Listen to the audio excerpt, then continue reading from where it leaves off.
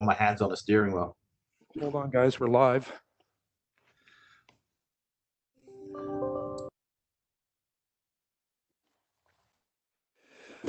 Good evening, everyone. This is On Sound City Council. It is Monday, May 25th, 2020. We will be conducting this meeting using electronic means. Joining me here in the council chambers is Councillor Hamley, and Councillor Kepke, the city manager, the city clerk, the deputy clerk. All other council and staff are joining us via video.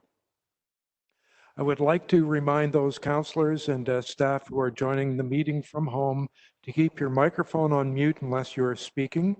When a councillor or staff member wishes to speak, I ask you to raise your hands and actually speak out, because I may not be able to see you. We'll note who wants to speak and I'll address them when it is their turn. For each vote, I will ask each councillor whether they are in favor or opposed, so that those at home can hear how each member is voting. Unless a recorded vote is requested, how each person votes will not be recorded in the minutes. For any councillor present through video that declares a pecuniary interest, please make sure to turn off your video for that item. The clerk will mute the microphone so that the person at home has virtually left the meeting. Once the item has been dealt with, the clerk will unmute the mic so that the councillor can rejoin the meeting. So we started off tonight in a closed session at 6:15. During the closed session, council reviewed minutes from the closed session of the regular council meeting held on April 6th, 2020. Minutes from the closed session of a special council meeting held on April 8th, 2020. Council also discussed one matter regarding advice that is subject to solicitor-client privilege, including communications necessary for that purpose, respecting residential development charges, and council reviewed a legal opinion and provided direction to staff. So with that, we're opening the our open meeting at this time. I'm calling for additional business. Council, I'll maybe go to staff first. Staff, is there anyone with additional business? Not seeing any from Mr. Simmons, not hearing anything from anyone else. Council, Carol, go ahead. Through your worship, I would like to have the city manager speak to the recall to work strategy, the communication, the approval process. Thank you. Anyone else? Myself, Mayor Boddy. Councillor, yep, Dodd. Thank you, Your Worship. I have two. One, a congratulatory message, and the second one is Alzheimer's Grey Bruce. Thank you. Anyone else? Other of you in the room? No? Okay, I think that's it. Sorry, I was waving my hand. Tamming here. Okay, yeah, speak out. Go ahead, John. I just have some comments about a public health issue towards the end. Thank you. I better write your name down. There's one. Good. Now, anyone else? I don't have all the camera images in front of me, so feel free to speak up if I'm not seeing you wave your hand. Disclosure of pecuniary interest and the general nature thereof. Anyone else? Hearing none, I will have a pecuniary interest at 12D on the agenda, which is a request from On Sound High Society for relief. So on tonight's agenda, I represent a competitive business at my law office that could be affected by this decision. So I'll vacate at that time. Confirmation of the council minutes. Thank you, Your Worship. Moved by myself, seconded by Councillor Kepke, that the minutes of the closed session of the regular council meeting held on April 6, 2020 be printed be adopted. Council either approved or opposed. Councillor Dodd? In favor. Councillor Gregg? In favor. Councillor Hamley? In favor. Councillor Kepke? In favor. Councillor Merton? In favor. Deputy Mayor O'Leary? In favor. Councillor Tamming? In favor. Councillor Thomas? In favor. So that is carried. 6B. Moved by myself, seconded by Councillor Kepke, that the minutes of the closed session of the special council meeting held on April 8th, 2020, as printed, be adopted. Councillor Dodd, In favor? Councillor Gregg, In favor? Councillor Hamley, In favor? Councillor Kepke, In favor. Councillor Merton, In favor? Deputy Mayor O'Leary, In favor. Councillor Tamming, Favor? Councillor Thomas. In favor. So that is carried. 6C. Moved by myself, seconded by Councillor Kepke, that the minutes of the special council meeting held on May 11th, 2020, as printed, be adopted. Thank you. Councillor Dodd, In favor? Councillor Gregg, In favor? Councillor Hamley, In favor? Councillor Kepke, In favor. Councillor Merton, In favor? Deputy Mayor O'Leary, In favor. Councillor Tamming, In favor?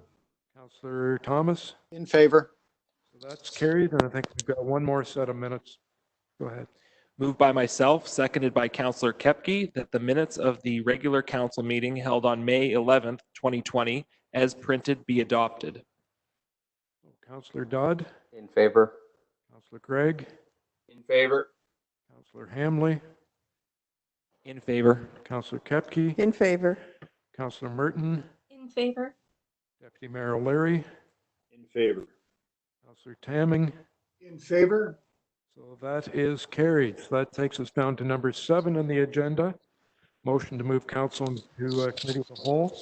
Moved by myself, seconded by Councillor Kepke, that City Council now move into Committee of the Whole to consider public meetings, deputations, and presentations, public question period, matters arising from correspondence, reports of city staff, consent agenda, committee minutes, matters postponed, motions for which notice was previously given, and additional business.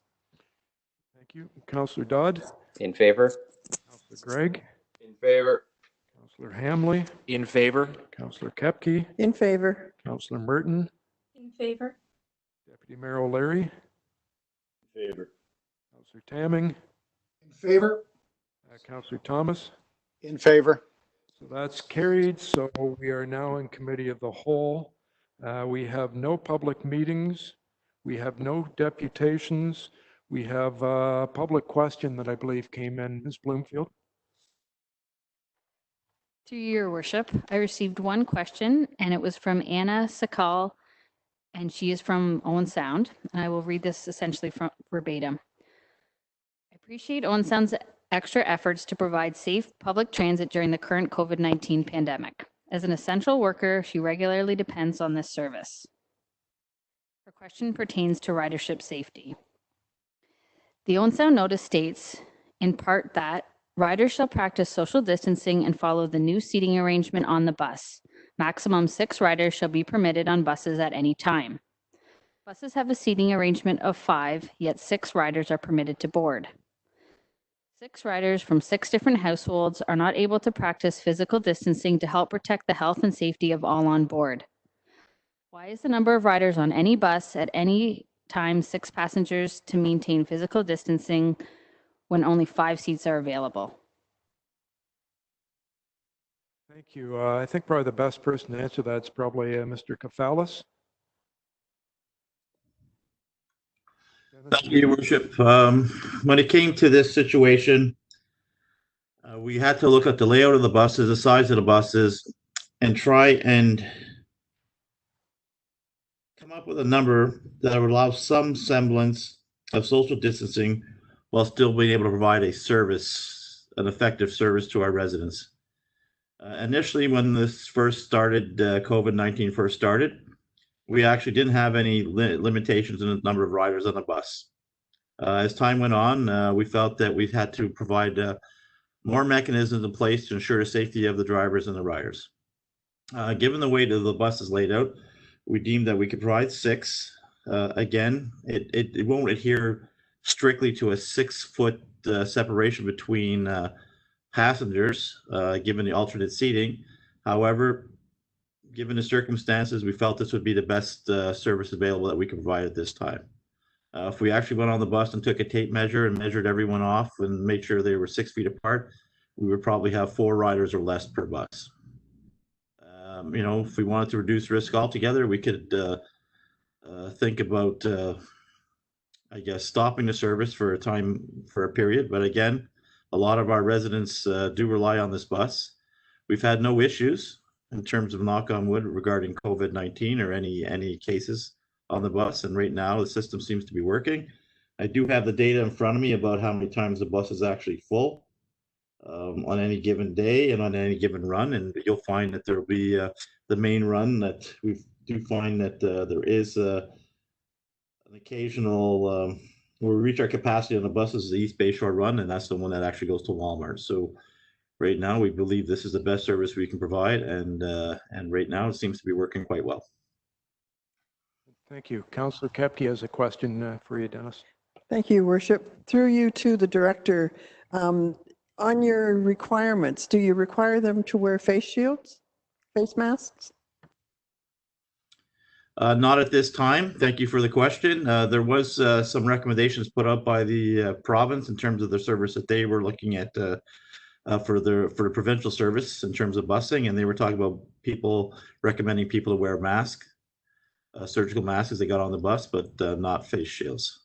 And at this time, we're not. We're considering it, looking at the mechanisms to put that in place. However, we're not in a position to be able to provide masks to individuals getting on and off the bus. Any other councillors? Councillor Deputy Mayor O'Leary. Thank you, Worship. Dennis, are they asking people to stay off the bus if they're feeling sick? Is there signs for that? Thank you for the question. And through your worship, yes, that was actually posted on the bus when we initially started with dealing with COVID-19. We made sure that was well placed so that people entering the bus were told if they're experiencing any sort of symptoms to refrain from using the bus. And any other councillor, please speak up. Councillor Merton. Through your worship, has this question or the issue of the numbers on the bus gone through public health for their review, just to ensure that we're not in violation of the general direction at all? Thank you, your worship, and through you, your worship. Yes, when we initially started talking about we were looking at the different services, and again, before we've actually even started talking about limiting the number of riders, we did run it by Robert Reed at Public Health, and again, they thought this was, I mean, they're just confirming what we're doing. They're not telling us what to do, but they thought it was a good idea as well. Any other? Oh, go ahead. I'll ask my question now. I was going to ask it during the COVID-19 update report, but it's relevant at this point. I'll actually speak on behalf of some others who have a bit of a counter point. They're kind of wondering when we may be considering increasing the numbers again. I've had some mention to me they've, upon grocery shopping, not being able to get a bus for one or two routes, in which case their groceries are left standing there, and if they're refrigerated or frozen goods, it's not positive.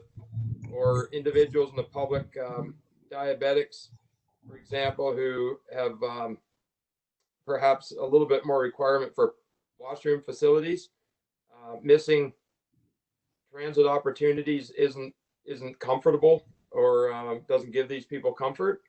So I understand the province is leading with direction, and I think we'll have a discussion maybe a little later on regarding Toronto versus the rest of the province. But are we fixed into waiting for Toronto to let us return to enhanced capacity on the bus, or are we willing to acknowledge perhaps locally we're in a different set of scenarios at some point? I believe, is that directed to me, your worship? No, but I'm going to let you answer it. We've been considering it. I've had a conversation with one individual too that brought up those very same points. Your heart goes out to them, but we're trying to look at one of the biggest factors in us limiting the number of riders is as well as protecting the bus drivers. It's not like we have an endless pool of bus drivers if one driver goes down, they'll probably find a replacement for that person. But when we get 1, 2, 3, then actually we have a major impact on the service. That means we can't provide specific runs. So then we have to make a choice of what runs. And again, when you start looking at, when you track it and figure out who's been in contact with who, one of the bus drivers gets sick, essentially the service might come to a screeching halt. So right now we're trying to maintain a service as best we can. The individual in question that I spoke to, I encouraged them to somehow change their schedule to allow them to get on the bus at times, or change their schedule to get on the buses during the non-peak times. And we're finding that the peak times are usually the runs around noon, anywhere from 11:30 to 1:30/2. And if they go to grocery shopping, try to get out early. Don't go at 5. You can't go at 5 o'clock. The stores are full, but try and get out early and go on days that aren't as busy as other days, like say a Saturday or a Friday, but maybe try and go Monday, Tuesday. So everyone has to do their part in terms of trying to change their schedule to be able to use the bus when it's not as busy during those peak times. It's going to be a tough question. It's a very tough question in terms of trying to figure out when we'll allow people to ride the bus at the maximum capacity as we experienced before. And even during this time, we found that East Bayshore route was extremely busy at times, sometimes at 15 people on the bus at any given time during those peak times. So it's a very hard question. It's something we'll have to discuss internally and discuss with council before we make a decision. Thank you. So, Thanks, Dennis. And once we implement the fares again, that may play a little bit of a role in helping some of these people too. Thanks. Mr. Kafalis, I think what we're trying to do is provide service for those that absolutely need it, and trying to balance off the health and safety of all of our residents. So it would probably be great if everyone would wear their mask getting onto the bus, and then we would all feel that much more comfortable if we're a little less than 6 feet. Is that fair? Thank you, Worship. I believe that is fair, and I think if people are wearing them, you'll see a lot of places are offering masks, and if they could keep their mask, especially if they know they're going grocery shopping, they'll probably feel more comfortable going into the stores with their masks on. So, and we might get to the point where we're asking people to wear their mask on the bus. But again, these are recommendations. It's hard to enforce. Things have changed since years ago when bus drivers were expected to police the buses, making sure everyone paid their fares, making sure everyone acted appropriately on the bus. And now things have changed to the point where we just want to make sure everyone is riding on the bus and that are, friendly to each other in a sense of respectful to each other. So it would be hard for us to get the bus drivers to enforce the wearing a mask. Just because then they start getting into that policing role, and that's something that's been discouraged for quite some time, where we want to make sure that there's no incidents and nothing escalates once you get on the bus. So, as time goes on, more and more people become comfortable with masks, and we might see more and more people wearing masks as they ride the bus. Great. Thank you very much for that answer. I do want to thank Ms. Zakal for sending in that question. She had sent me an email earlier in the week as well, and was quite concerned. And I think she'll see there's been lots of consideration given to all the issues. We thank her for her feedback. So we're down to number 11, our agenda. We have no correspondence for consideration. At number 12A, we have the first report, I think, from our new city manager, Mr. Simmons. With regard to city actions, go ahead, welcome. Thank you, Your Worship, and to members of council. So the report, the COVID update report, is a continuation of which was started back in March.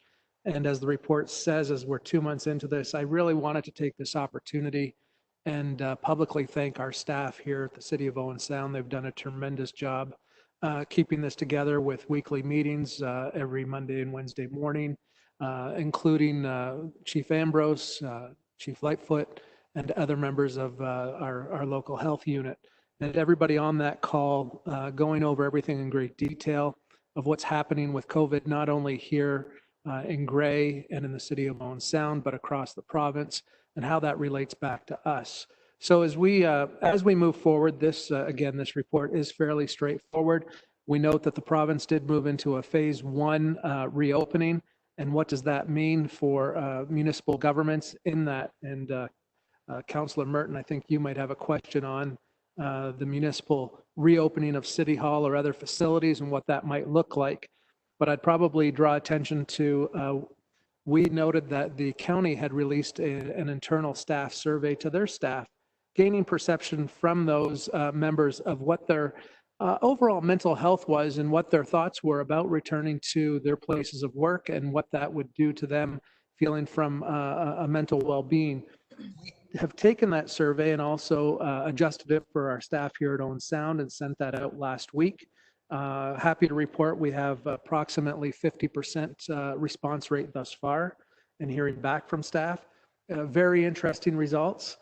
For those of us that are coming in, the few staff that are coming into City Hall each day, I think we take for granted we understand the precautions of wiping down surfaces, making sure you use hand sanitizer when you come in, locking doors, etc., keeping doors propped open. But for those of staff that have been working at home since this began or shortly thereafter, it's quite considerable the amount of mental and thought and anguish that has been bestowed upon them right now.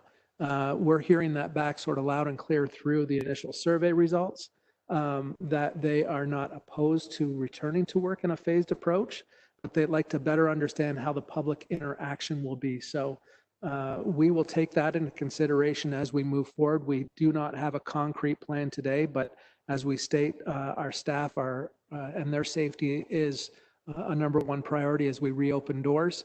And we will look at a phased approach. So it might be 4 to 5 staff members every few days. It might be a department every few days. And beginning that first morning back, a very in-depth orientation, almost I might equate it to a new employee orientation about what they need to do at City Hall, how they need to act and wipe things down, et cetera, and the new sort of norm of doing business at this time. The other thing that came through loud and clear thus far with the survey respondents is childcare seems to be an issue for many staff who are at home right now. With the government not reopening any sort of childcare facility, we'll have to look at that also. But again, the plan will be put together. Staff's safety first and foremost. We'll look at a phased approach, and as that plan starts to build out, of course, we'll be back here to council to present that to you. Thank you. Marion, do you want to move that?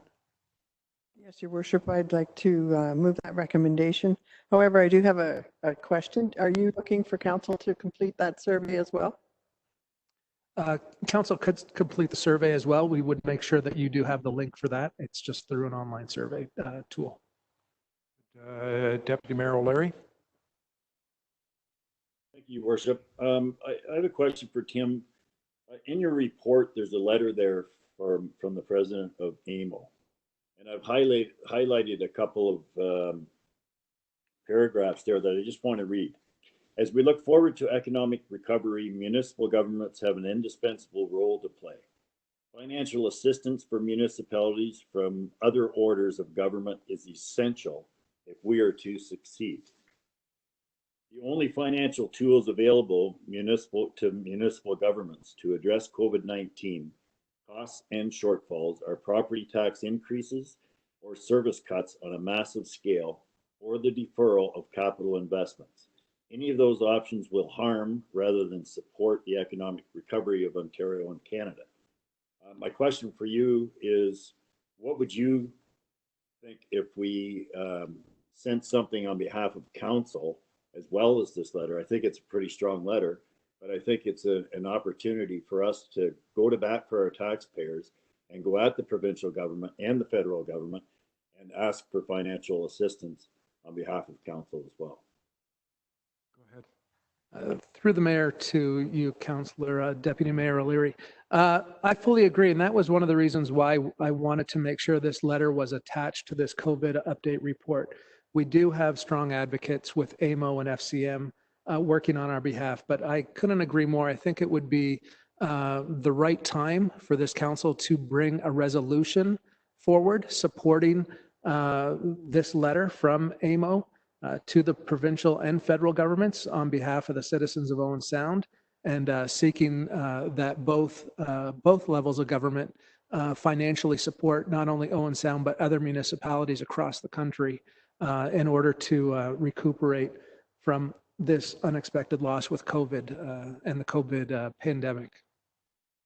Okay, thank you for that. Your worship, I'd like to move and that we. Hold on. We've got a motion on the floor, so I'll wait until we vote on this and I'll come back to you, Brian. Any other councillors? Councillor Gregg? Thanks, Mayor Body. I guess a question for Tim or a comment. I'm not overly enthusiastic about supporting the expenditure of $2,000 on the signs. I just think there's other things that in economic development we could be more supportive of to the various businesses. I think a lot of the communication has already been achieved in terms of social distancing and the measures that individuals need to take. And beyond that, a lot of businesses are forced to be so engaged now with their clientele and their customer base through various other social media means. They've been forced to, or they're on their way to the sidelines. I also just think, I mean, we're trying to mitigate our environmental footprint. Strikes me as the banners would be a one-time use, and I just personally, I would vote against the expenditure of $2,000 for signage. I'm not sure is that we really need. Secondly, I think this is the moment here. I wanted to speak to it. If the province retracts a little bit and closes things down, and it is because of the problems that they're primarily having in the GTA, yet in Grey Bruce, we're showing that we're being able to moderate the impact of COVID-19. I'd like to just know if this council, I know I am, if we're ready to take a firm position. Some other councils across the province are beginning to become a little bit more vocal about a more regionalized approach to the way the province is being forced into lockdown. I'd be in favor of, if there's problems in other locations such as the GTA, but we're still being very positive here, I'd be in favor of a stronger approach. I may come back to you again, Councillor Gregg, on that idea. I know Dr. Era has pointed out a couple of times that we cannot exceed. No, I'm going to reword that. If the province has made a decision, we cannot breach that decision by allowing an easier route or ignoring it. But we can make rules within our area that would exceed or be stronger than the province.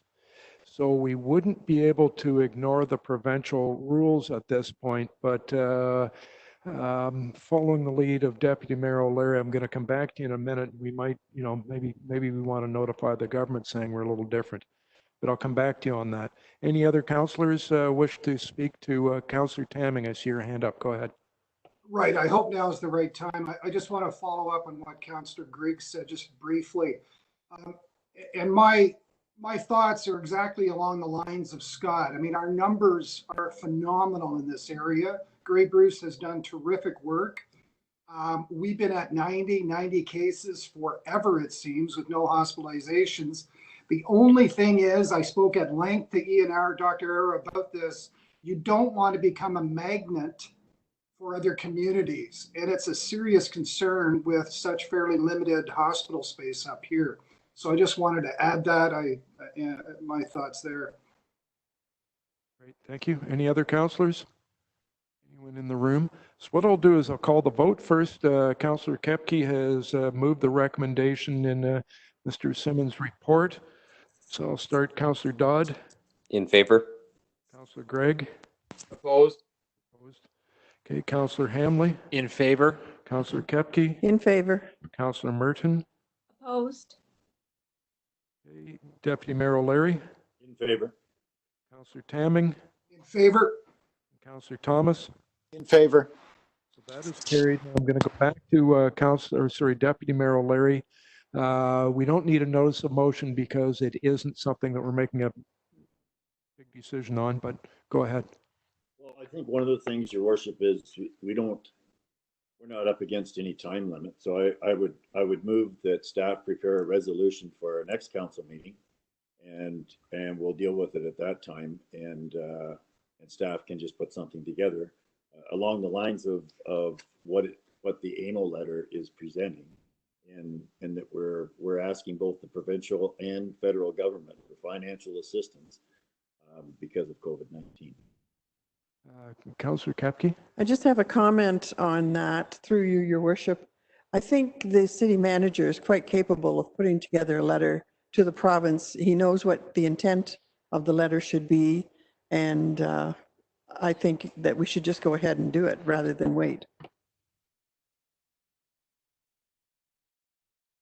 Through you, Mayor, to the councillor. I agree. We could put together a letter quite easily.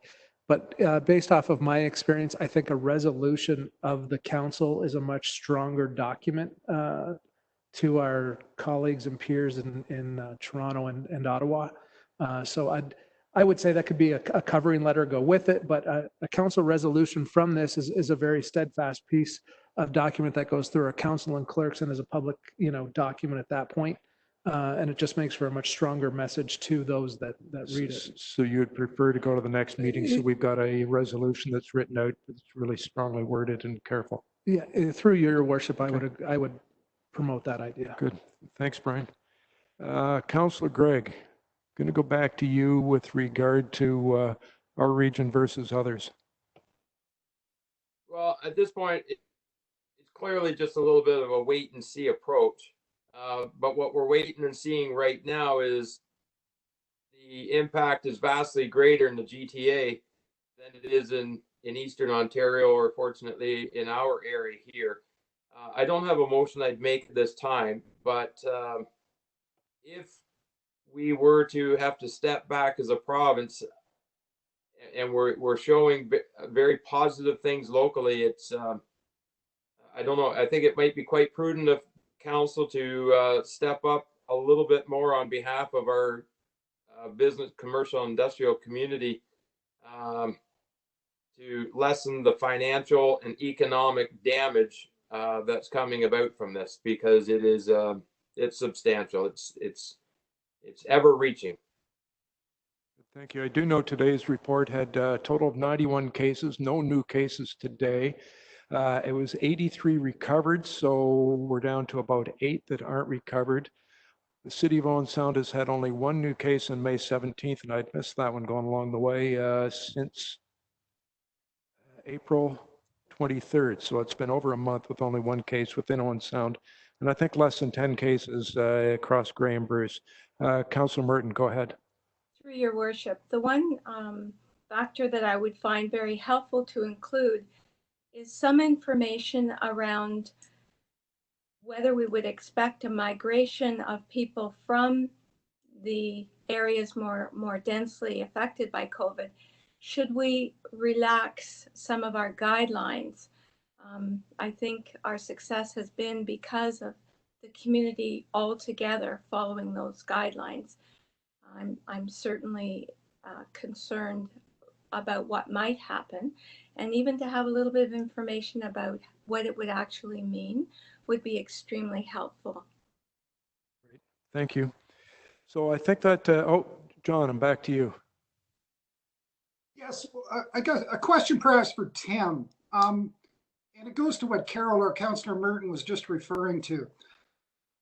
How well do we know our people, for instance, downtown? How well are we surveying our restaurants? I'm hearing rumors that some restaurants just ain't coming back, and there's a real deep sadness about that. Are we doing surveys? Is it being done through the Downtown Improvement Area Organization? Is it being done by anyone right now to get a sense on what our retail people want downtown? I appreciate Councillor Grigg lives and works downtown and has a pulse on the community there, but how can we know what people want down there? I'm concerned about our data collection, I guess. Go ahead, sorry. Sorry, through you, Mayor, to Councillor Tamming.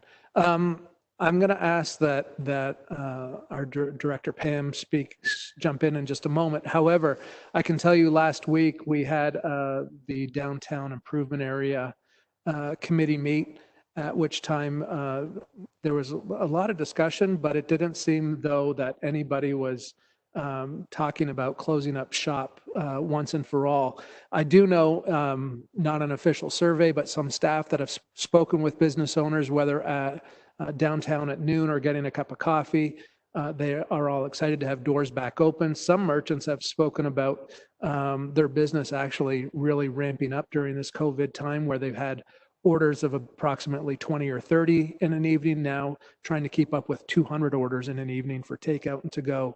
So there are some stories also, some positive stories out of this. I'll ask Pam to maybe jump in and talk about if she has information about what the chamber might have been doing surveys on, et cetera. And so I'll turn it over to her right now. Ms. Coulter, you out there? Thank you, Your Worship. Brent Fisher is working hard with the County of Grey on the recovery plan with the county. Part of that has been 2 surveys that have been done with local businesses. There is a report on the County Council for this Thursday. We will send a link out to Council with that report and the findings with that survey. And there'll be more coming on that economic recovery plan as Mr. Fisher works with the county. We have been working hard through the DIA and the Chamber to ensure that our business community is linked and has the resources available to them as they have become available. Okay, anything further to that, Council?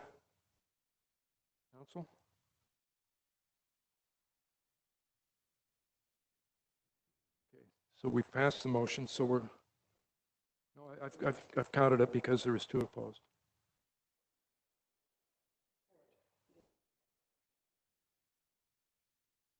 Okay, there we go. So I'm going back to Deputy Mayor O'Leary. So, Your Worship, I just want to leave the motion just as I described. I appreciate the discussion. I'm in total agreement with Councillor Tamming, Greg, and Merton, everything they said. But I think this particular resolution, we have to hammer away at both governments that we need financial assistance, and just send that message for now.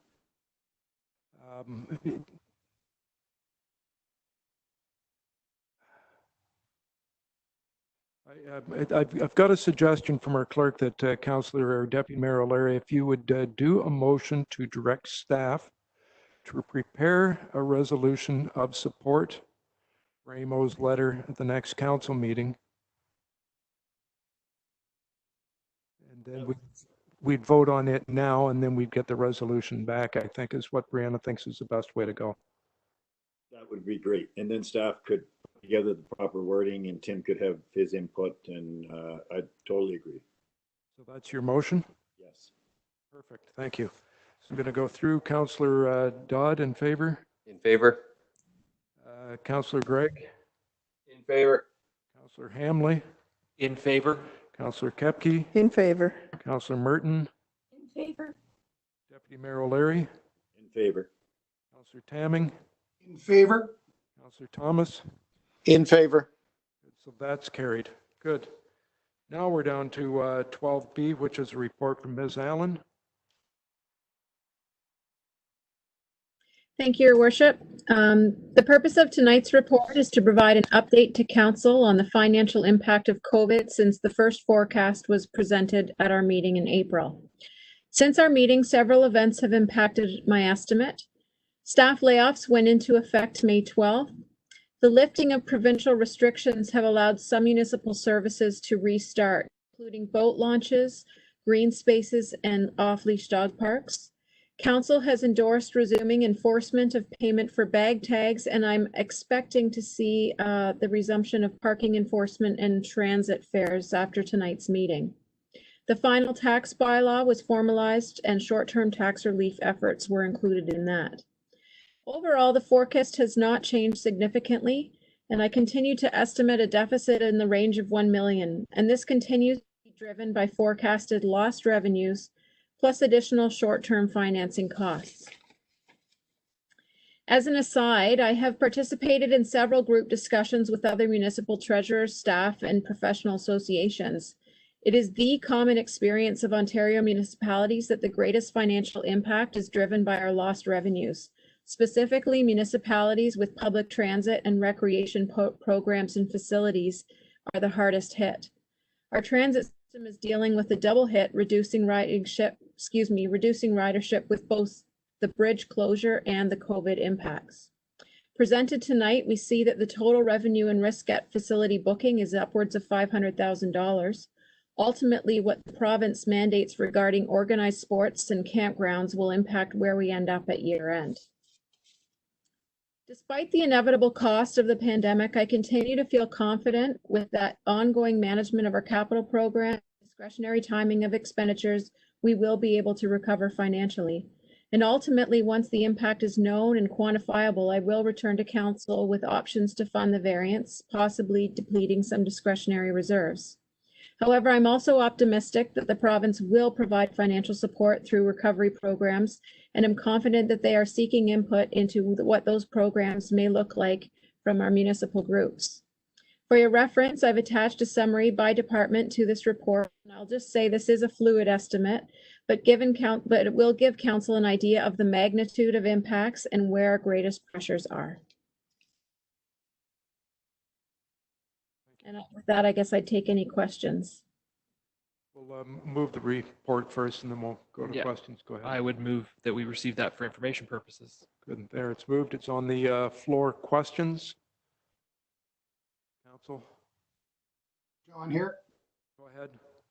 Thank you, Pam. Pam, can you speak, or Kate, sorry. Kate, can you speak please to these discretionary reserves at a little more length? I'm hearing people very concerned about taxes going up if the province doesn't come to the table. I know you don't like to speak hypothetically, but what are we talking about when it comes to the discretionary reserves? What envelopes might be available there? Through you, Your Worship. At our last meeting, at the same time that I presented my financial forecast, I also had a year-end report. So that had a summary of our reserve balances within it. One reserve specifically, though, that we sort of try to increase every year is our tax stabilization reserve. So every year that we've had surpluses, we've added some money to that reserve.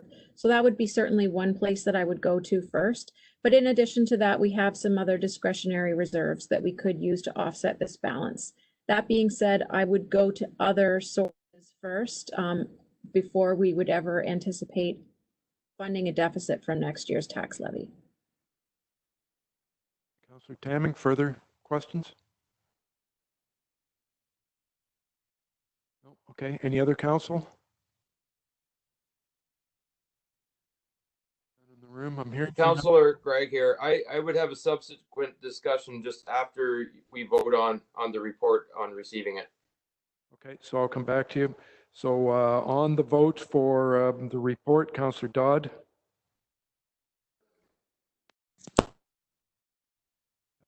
Travis, in favor? In favor. Thank you. Councillor Gregg? In favor. Councillor Hamley? In favor. Councillor Kepke?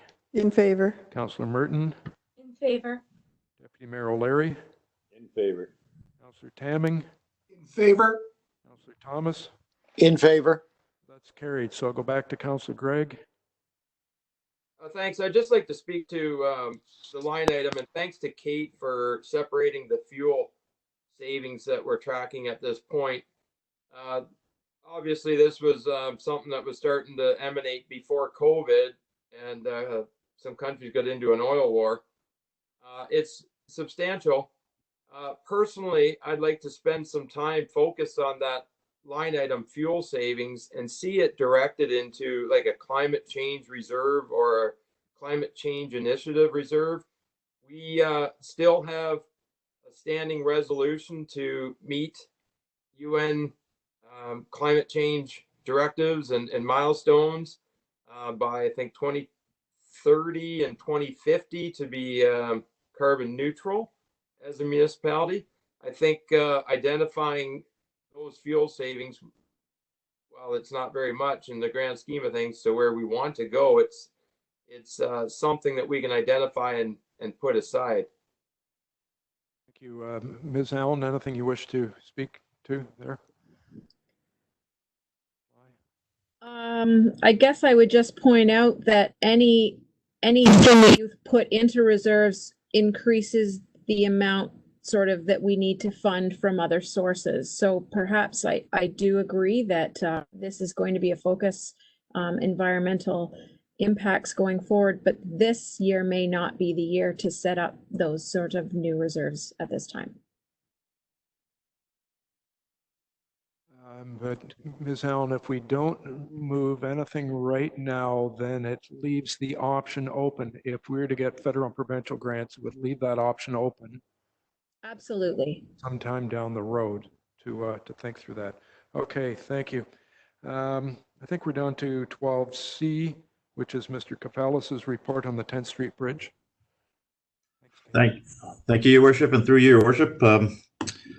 As you know, on March 17, 2020, Ontario Premier Doug Ford declared a provincial state of emergency in response to the COVID-19. Subsequently, the province issued additional orders shutting down specific types of businesses and services. Specific major construction projects were deemed essential and allowed to continue, and we were lucky this included 10th Street Bridge. But because of the COVID-19, one of the two piling crews was removed from site, which has hindered the progress of the pile installation. With that being said, and as this report is written, the project is still on schedule to have the new bridge open to traffic in December 2020. The city did receive a revised project schedule on May 16th, confirming the December 2020 opening. Currently, the H-pile installation is complete on the west side of the bridge. A mud slab was placed with formwork and rebar installation started towards the end of the week of May 11th on the west side of the bridge. During the week of May 18th, H-pile preparation began on the east side of the bridge with the moving of the crane used for the pile installation to the east side. One major issue that was encountered was movement or settlement of the building that is remaining in place. On April 15th, it was brought to the city's attention. There was a noticeable settlement of the foundation at 994 First Avenue East, which is the remaining building owned by Steve Cavaris. This raised concerns with the design engineers, and based on information received from the design engineers, an order was to remedy unsafe building was issued by the chief building officer on April 17, 2020. This necessitated the relocation of tenants as a precautionary measure until the building is deemed safe for occupancy.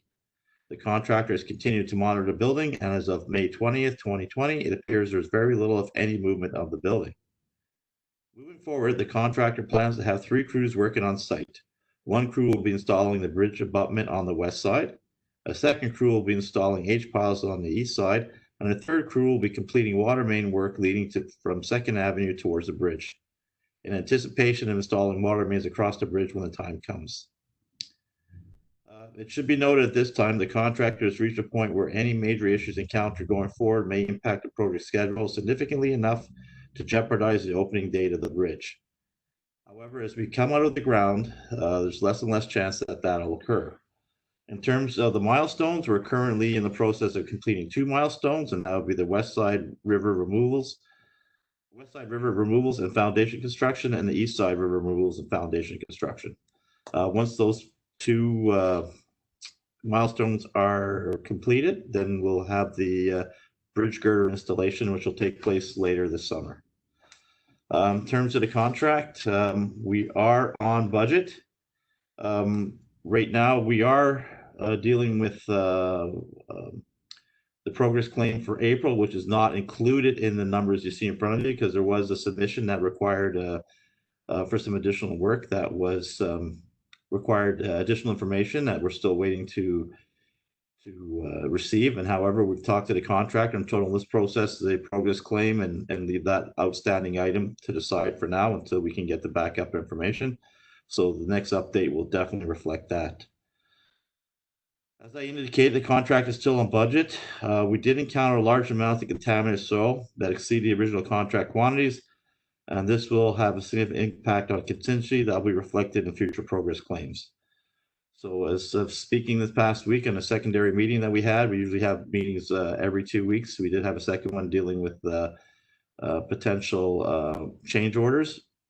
And we said right now we're just trying to work out what was considered table 1 soils, which can be just deposited into any, just taken to any quarry, and anything else that exceeds that table 1 will have to be taken to a special receiver. So we're just working through those weigh bills to see really determine the amount of soil that would fall into the category of contaminated soil, and then have a major impact on our contingency. So that will be coming forward in the next report. However, things are still looking good. However, we'll know for sure once we get a handle on how much contaminated soil is actually removed from site. And with that, I'm open to any questions. We'll move it first and then come back. Thank you, Your Worship. I'm happy to move the 10th Street Bridge status update report dated May 2020 and receive that report for information. Good. Thank you, Councillor Kepke. So now questions. Anyone? Councillor Gregg here. Question, Dennis, and thanks for the update. At the last Operations Committee meeting, which was, I think we had one in March, we had a brief discussion on the line items. There's $423,000 for landscaping. That would strike some as a lot of money. And I'm just wondering if we're not about to have an Operations Committee in the near future. Is there a way that we can have a bit more elaboration on what that $423,000 consists of for landscaping, and or is it going to get to committee for discussion at some point before it's too late? Thank you for the question, and through your worship, it's just categorized as landscaping. It's very little vegetation involved under that line item. Most of it is hard surfacing surrounding the 4 nodes of the bridge itself, and essentially it's hard surfacing finishing, and we've deemed it as landscaping because it will take on a different shape than just as your regular sidewalk. I can give a better detail of what that entails at the next meeting and the next update to say here's what we're looking at anticipating being completed at those 4 nodes that surround the bridge. Other councillors? Seeing that, I've got some quick questions, Dennis, just confirming. So we're getting the quality of work that we want? Correct. And we're on budget? Correct. And we're on time? Correct. At this time, and I noticed the west side, they've got rebars going in, so that will mean that once they're in, then they start pouring cement, so that side will be well on its way. That's right. And right now we're anticipating having the piling start, and it didn't start today, I don't believe, but it should be started sometime this week with actually driving the, I believe it's 17 piles on the east side. So we're starting to see the effect of the construction above the ground level as we go forward. Now, on the west fence, 10th Street West, on the west side, there are some wooden posts there with holes in the bottom and little plugs in the top. Are those the old piles that they pulled out? Are they still in the ground, or are you just standing off to the side? There's a pile of them inside the fence on the west side. They're about 10 feet long. They're about 10 to 12 inches in diameter, and they've got a little hole in them with a steel rod coming out. That would be the dowels that tie in the, because what happens when they put, I believe they are. I'd have to go and confirm with an inspection on site. But the way the old piles worked is that they were in, depending on the length, and you're probably seeing the top half of them, but they were usually in 20 feet in length. You'd have a collar and then a dowel to actually place them together. So you place one pile in, and then you take the next wooden pile, place it on top with a dowel to keep it in place and a collar, and then drive that down. So as they were pulling, that's what happened. When they were pulling them out, they essentially pulled out the top part, and it was hard to get. You couldn't pull out all the piles. You could just pull out the top I would say maybe 1/10 of what you're seeing in terms of the length of those piles. So there is a collar in one of them. So if people are walking around Owen Sound and want to see a 105-year-old piece of history that's come out of the ground, it's there. Assuming they're still there, but it's kind of neat. Good, thank you. You're welcome. Any other counselors have any other questions? And hearing none, so I will call the question. Counselor Dodd, Favor? Counselor Gregg, In favor? Counselor Hamley, In favor? Counselor Kepke, In favor. Counselor Merton, In favor? Deputy Mayor O'Leary, In favor. Counselor Tamming, In favor? Counselor Thomas. In favor. So that is carried. That's 12C. We're now moving to 12D. I have a pecuniary interest, so I think Counselor Kepke is taking the chair.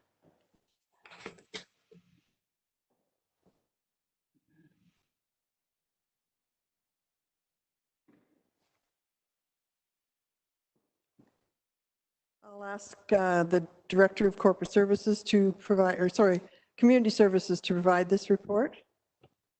Thank you. This report is a request by Owen Sound High Society to provide relief from the City of Owen Sound policy, our municipal cannabis policy statement that currently requires a 70-meter setback between a drinking establishment and a municipal, a cannabis retail outlet.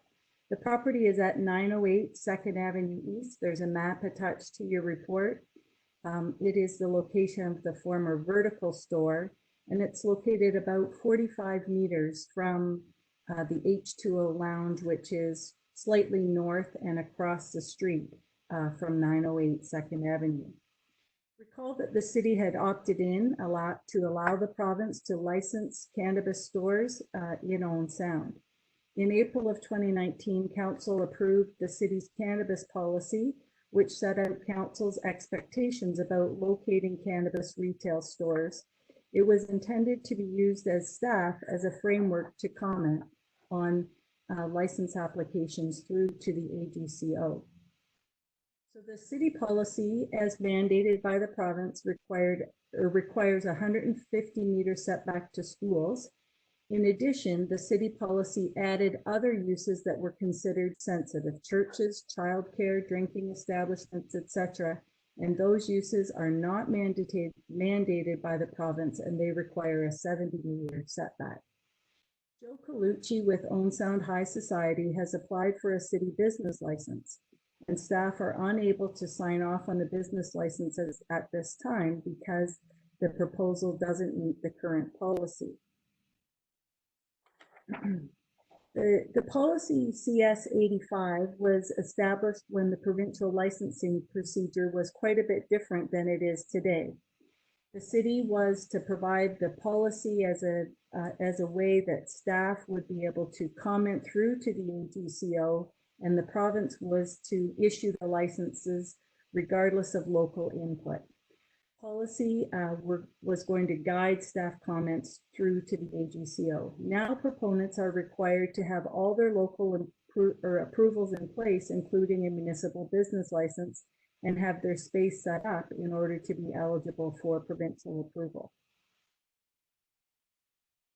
So the effect of the policy is really to restrict the business license from being issued at this time.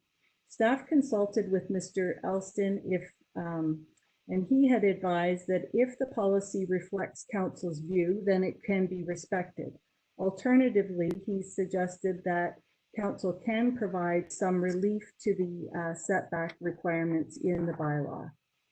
We did consult with Owen Sound Police Services, and Inspector Flooney indicated that there are a number of reasons in terms of public health and safety that the city is justified in maintaining the 70-meter setback. The province, in terms of the Ontario regulation, would allow a cannabis store to be open from 9 a.m. to 11 p.m. There would be then about 2 hours of overlap when the H2O Lounge would potentially be open, and planning staff are recommending that there be a restriction. If council wants to grant an exemption, we're recommending a restriction in that business license that would restrict the opening for high society so that they would close at 7 p.m. And that can be imposed through the business license and restricted that way.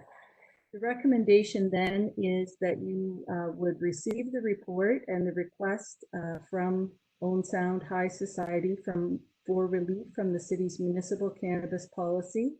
And we've given you two options, that we either uphold the provisions of the current policy, or that council would permit that you would grant an exemption to the policy and allow Owen Sound High Society to locate closer than 70 meters to the drinking establishment.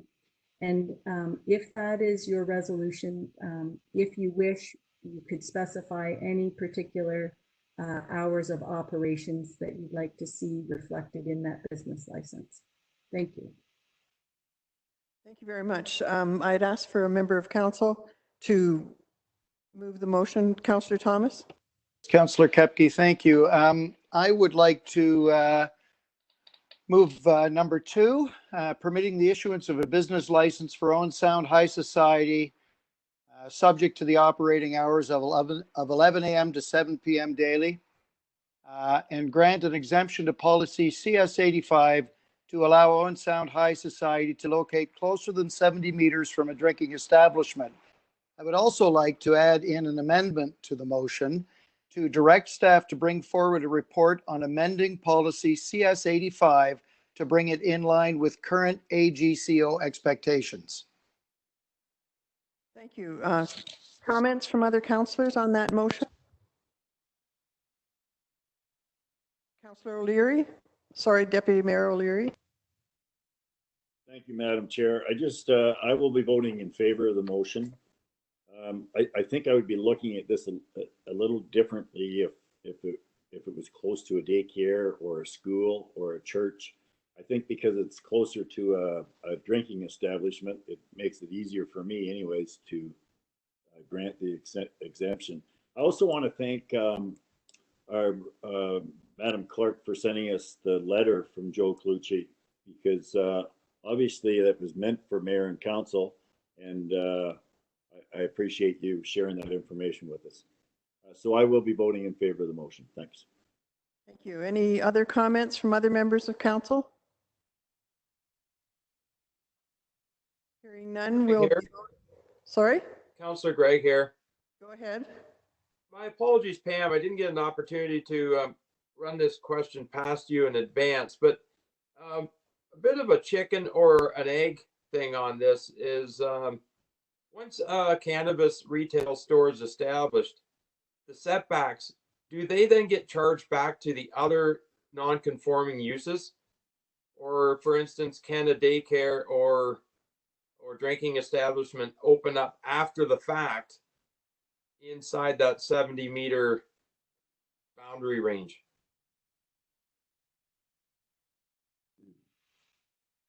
It's a very good question. It's sort of like the MDS Formula 1 and 2, where there is a reciprocal application. Off the top of my head, and I can certainly let council know if it's any different, I don't think it applies to the other businesses in reverse. It's for the establishment of a cannabis retail. What happens after that in terms of uses that encroach, I don't think the policy was intended to apply that way. Does that answer your question? Councillor Deputy Mayor O'Leary. Thank you, Pam. Thank you, Madam Chair. Just on Scott's point then, we would still have the final decision on if something like that happened anyways, correct? Looks like she's saying yes, we would have. Okay, great. All right. Is everyone prepared then to vote on the motion? So I'll call in order. Councillor Dodd. In favor. Councillor Gregg. In favor. Councillor Hamley. Opposed. Councillor Merton. Opposed. Deputy Mayor O'Leary. In favor. Councillor Tamming. In favor. Councillor Thomas. In favor. There are 5 in favor and 2 opposed, so that motion is carried.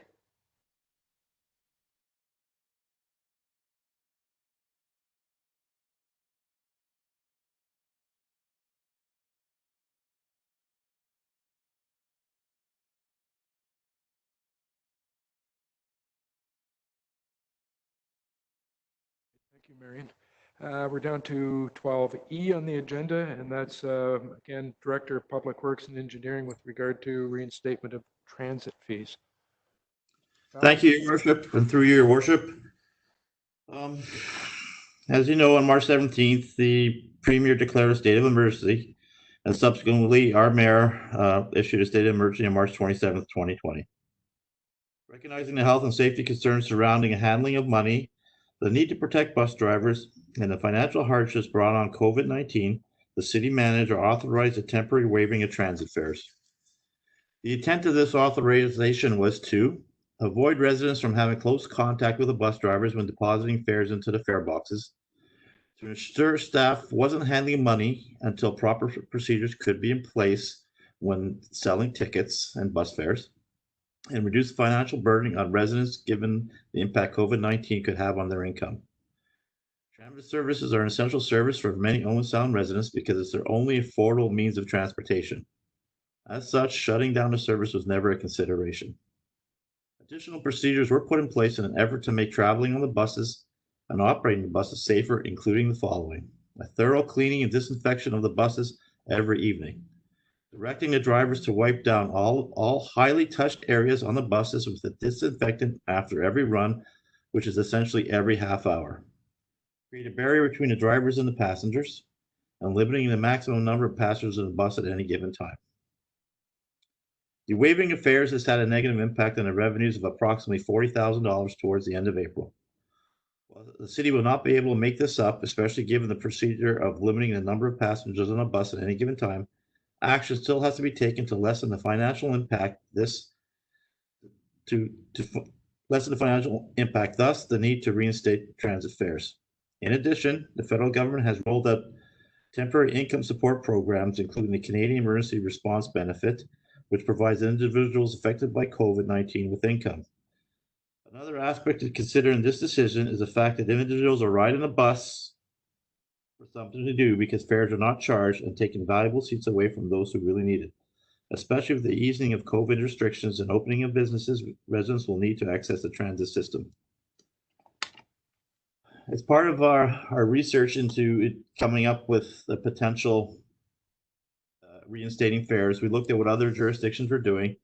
And well, not specific. We found that it was varying. Some jurisdictions or some municipalities are actually starting to reinstate fares beginning this coming Monday, June 1st. Others are waiting to the end of June and going July 1st. For us, we figured that we were trying to tie this into. We look at potentially opening City Hall, but at least specifying a date, which is June 15th, to reinstate these fares. To allow us to put in place the necessary measures to make sure we could handle cash, and that any locations that are selling tickets will be able to sell tickets, and make sure there's necessary precautions put in place, including having the screens that divide the staff from the general public, and allow us to ensure staff can work safely during these circumstances. As such, we're looking to reinstate the fares June 15th, 2020, and asking council to direct staff to bring forward a necessary bylaw to do so. Just a question first for Dennis. So obviously you're satisfied that it's safe to handle change for the drivers? Excuse me? You're satisfied that it's safe to handle change for the drivers? In this case, the drivers won't be handling the change. It would be more about selling tickets. They have the mechanisms in place now where people will just be putting the fare in the fare boxes, and we've put in those barriers, plastic sheeting where we can, to ensure there is some sort of separation between the drivers and the people placing the fares in the fare boxes.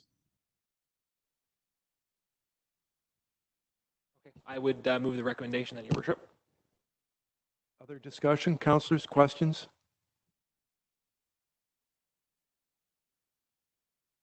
No, don't see anyone putting their hand up. Okay, so I'll call the question. Councillor Dodd. In favor. Councillor Craig. In favor. Councillor Hamley. In favor. Councillor Kepke. In favor. Councillor Merton. In favor. Mayor O'Leary. In favor. Councillor Tamming. In favor? Councillor Thomas. In favor. So that is carried. So we're up to 11F, downtown parking enforcement. Ms. Bloomfield. Thank you, Your Worship. In light of COVID-19, City Council canceled downtown parking enforcement. Retail stores with separate entrances are now permitted to reopen, and at the DAA board meeting on May 13th, the board requested that parking enforcement be reinstated as soon as possible with a focus on Main Street. The staff recommendation in the report is to reinstate parking enforcement at a reduced level, which includes 24 hours per week with a focus on Main Street. Enforcement to begin June 1st and full enforcement to begin September 8th. The other part of this report deals with a new single overnight parking pass. From December to March, overnight parking passes are required. Currently, there is only a monthly pass, and the public has requested that there also be a single overnight parking pass. Staff are recommending that a bylaw be brought forward to amend the fees and charges bylaw to include a single overnight parking pass fee of $5 to match the fee for daily parking passes. Great, thank you. Councillor Kepke. Thank you, Worship. I will move the recommendation. I believe this was a suggestion or request by the DIA for this particular item. And in that regard, then I'll move option A at this point, which is 25 hours a week, and then the $5 overnight parking pass. Great, thank you. Discussion, any councillor? Hearing none, so I'll call the question. Councillor Dodd.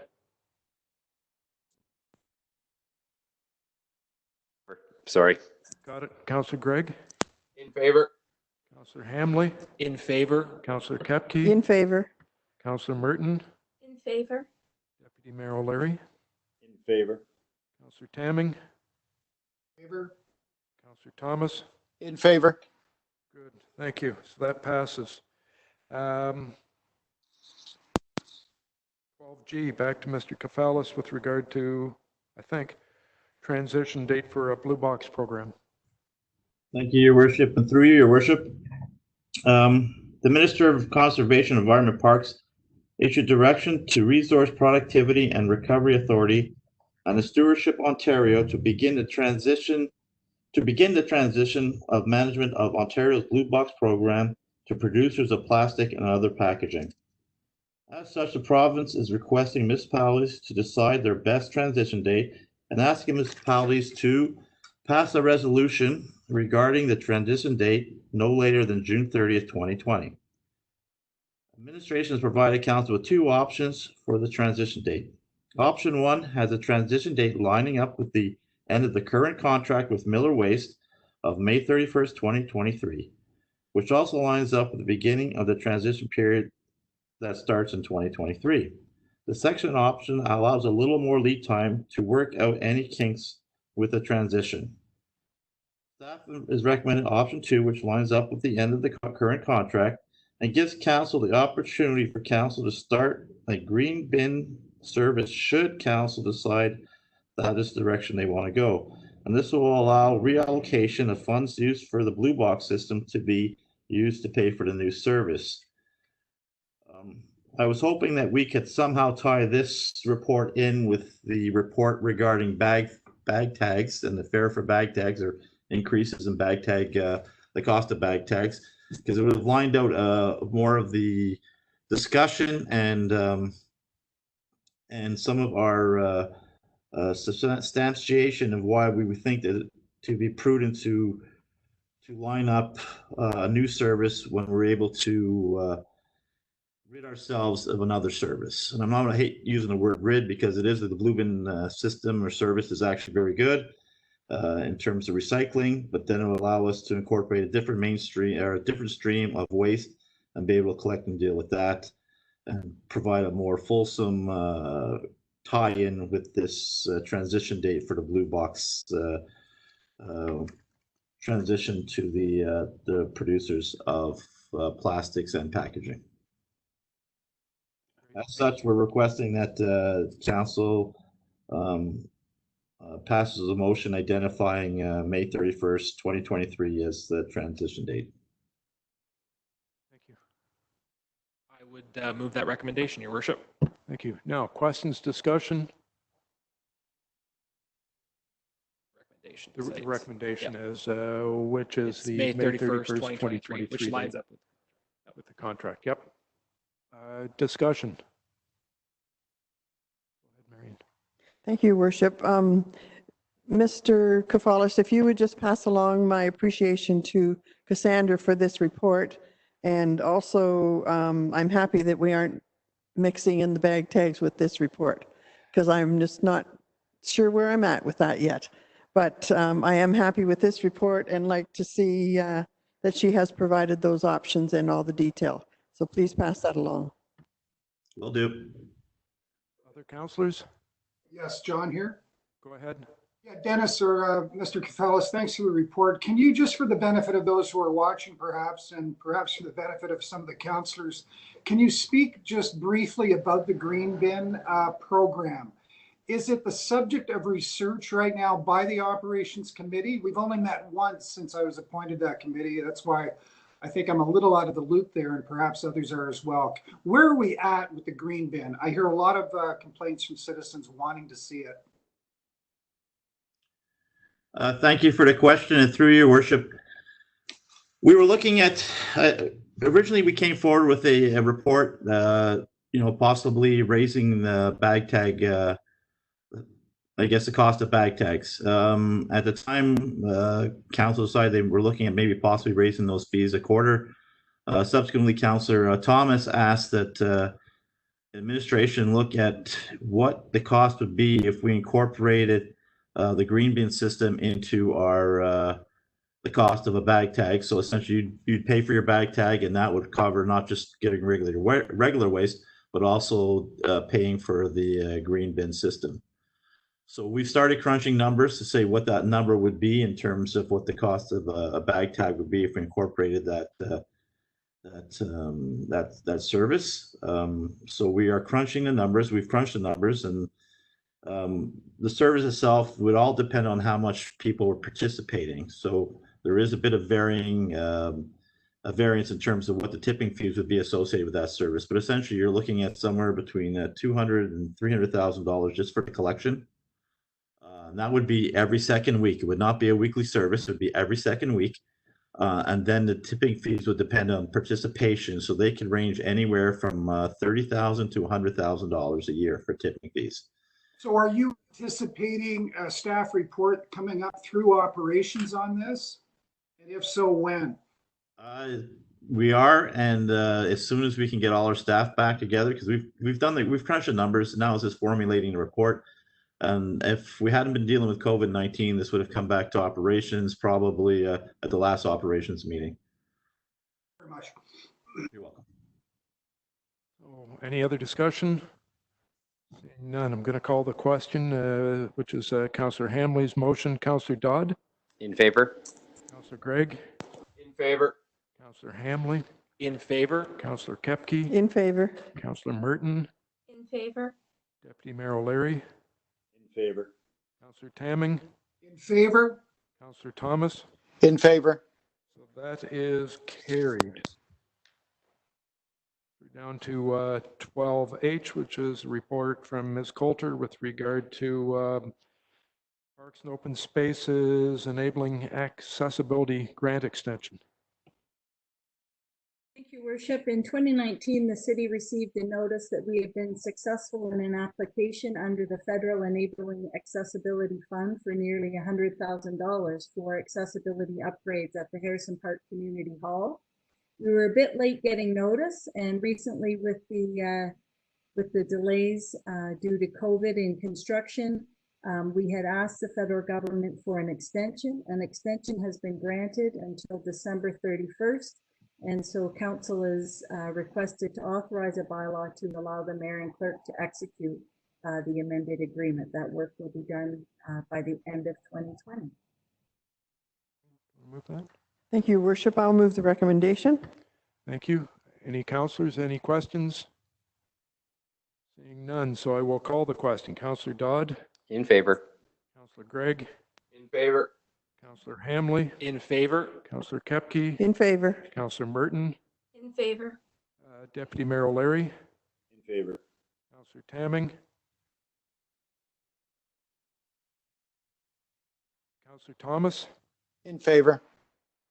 Councillor Tamming, you there? Maybe lost him. That is carried. Number 12I is a verbal or oral update from Deputy Mayor O'Leary with regard to Grey County Council. Thank you, Worship. Not much on the agenda for directly related to Owen Sound at the county council meeting, but I did have a health unit meeting on Friday, so I prepared a report on that. We had a Board of Health meeting this past Friday between what came out of the meeting and what Dr. Ara has provided to me after the meeting. I thought I should share some positive news.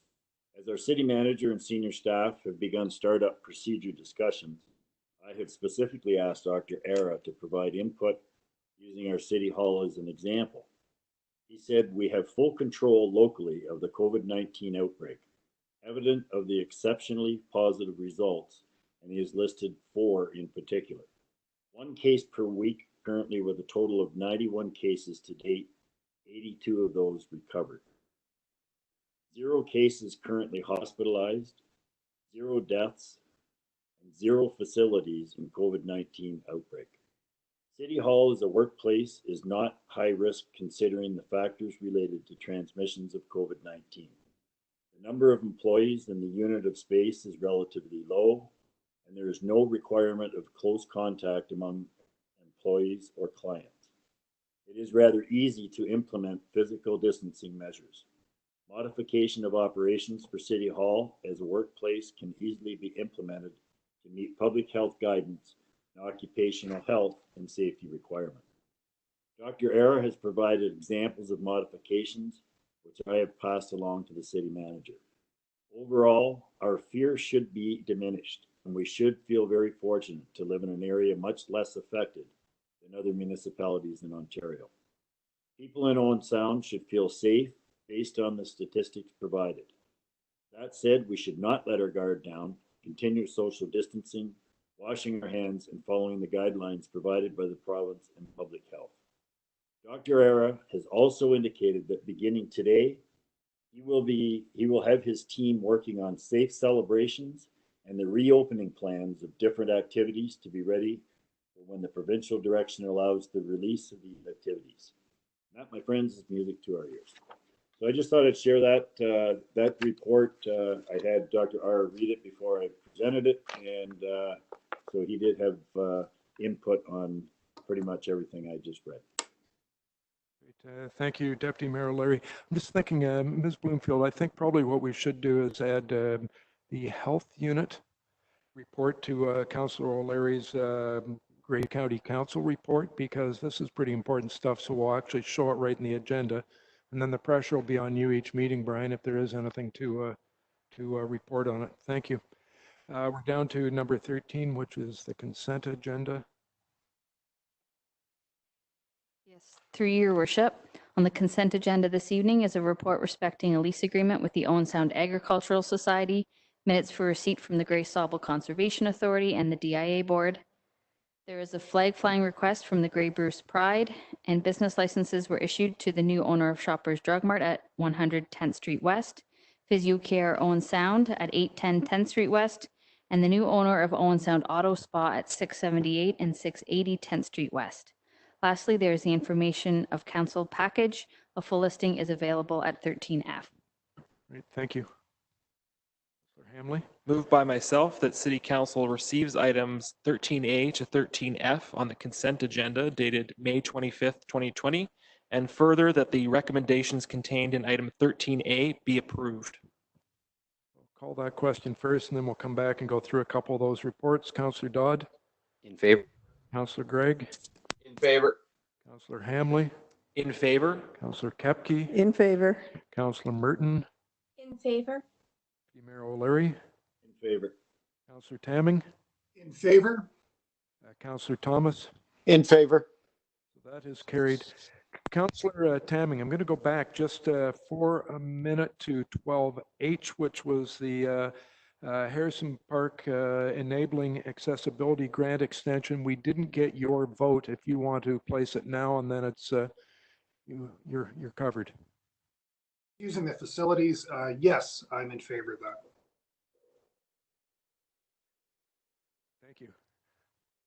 I'm going to go back to bouncing around here. 13B, which is the report from Gray Sobel Conservation Authority. Councillor Kepke. Thank you, Your Worship. These are the minutes of February at the Gray Sobel Conservation Authority, so I won't really get into too much of the minutes unless members of council have a question. However, I would like to mention that as time is permitting, Gray Sobel Conservation Authority is starting to open up some of their properties. And for a listing of the properties that are open, you can go to the Gray Sobel Conservation Authority website. Thank you. Great. Any questions for Councillor Kepke? Hearing none.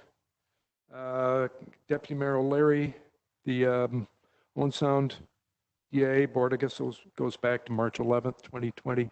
Anything to report? Yes, 2 items. Thank you, Worship.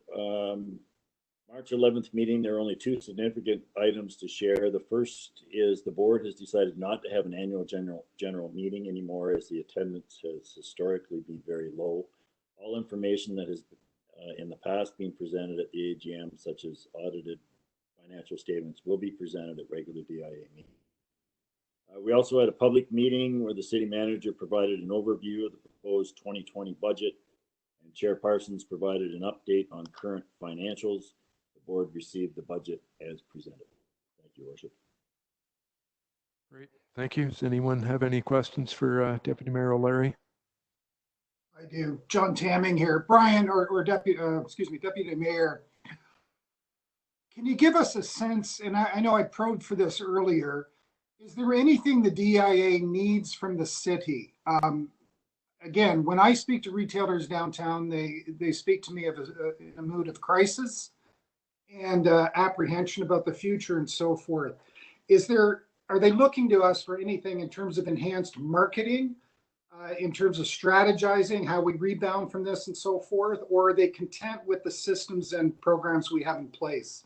Or is it too early to tell? Well, I would echo the city manager's comments. Like, we just had a meeting last week, and there really wasn't any urgency during the meeting in terms of looking for anything from the city at this point.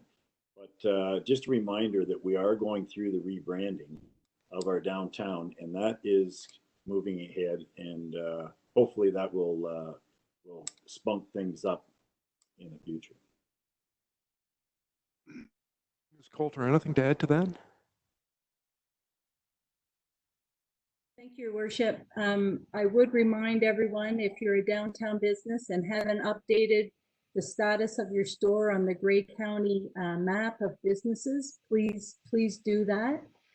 As we're getting information, Brent is sharing that on social media. He's doing a feature on businesses.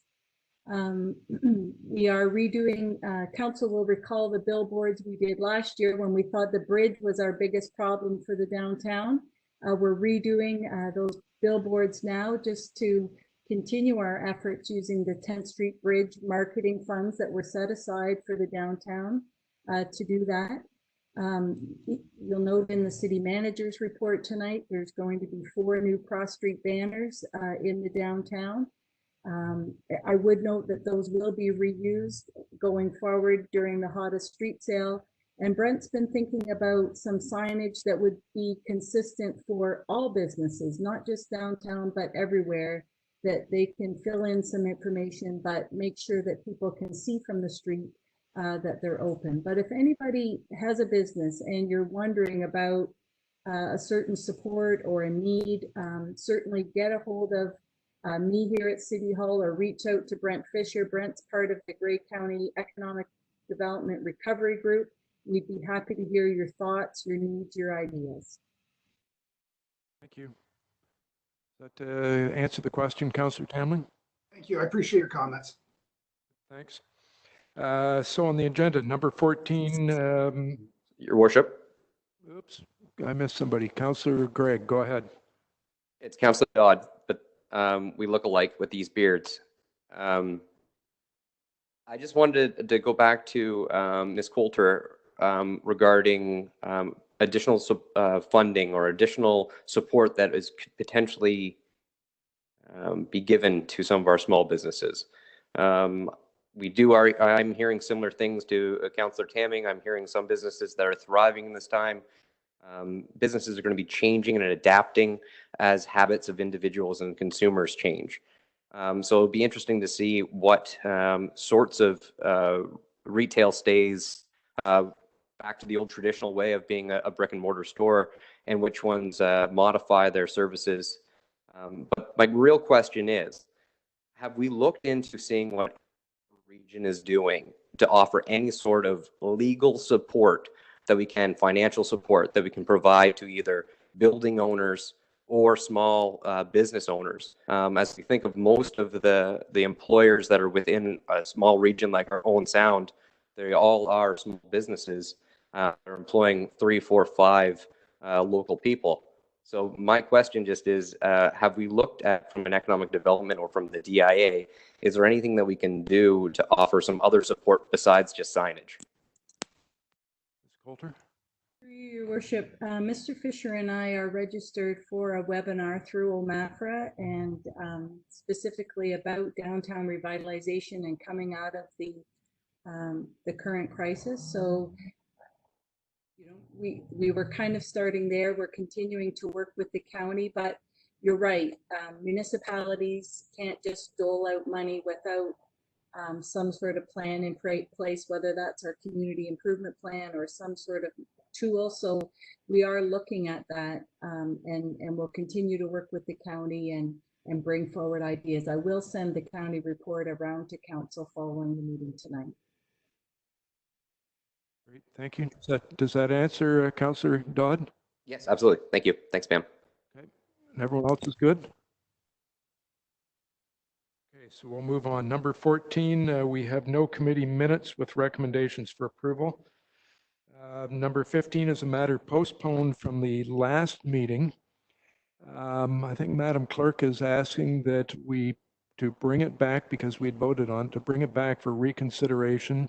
We would need a motion to bring it back and need 2/3 vote in favor of that. So I'm going to go to Councillor. I'll move a motion that we waive the notice procedures on this particular report. Not quite. Can you advise? I'm looking for a motion to reconsider those 2 resolutions that were passed at the previous council meeting.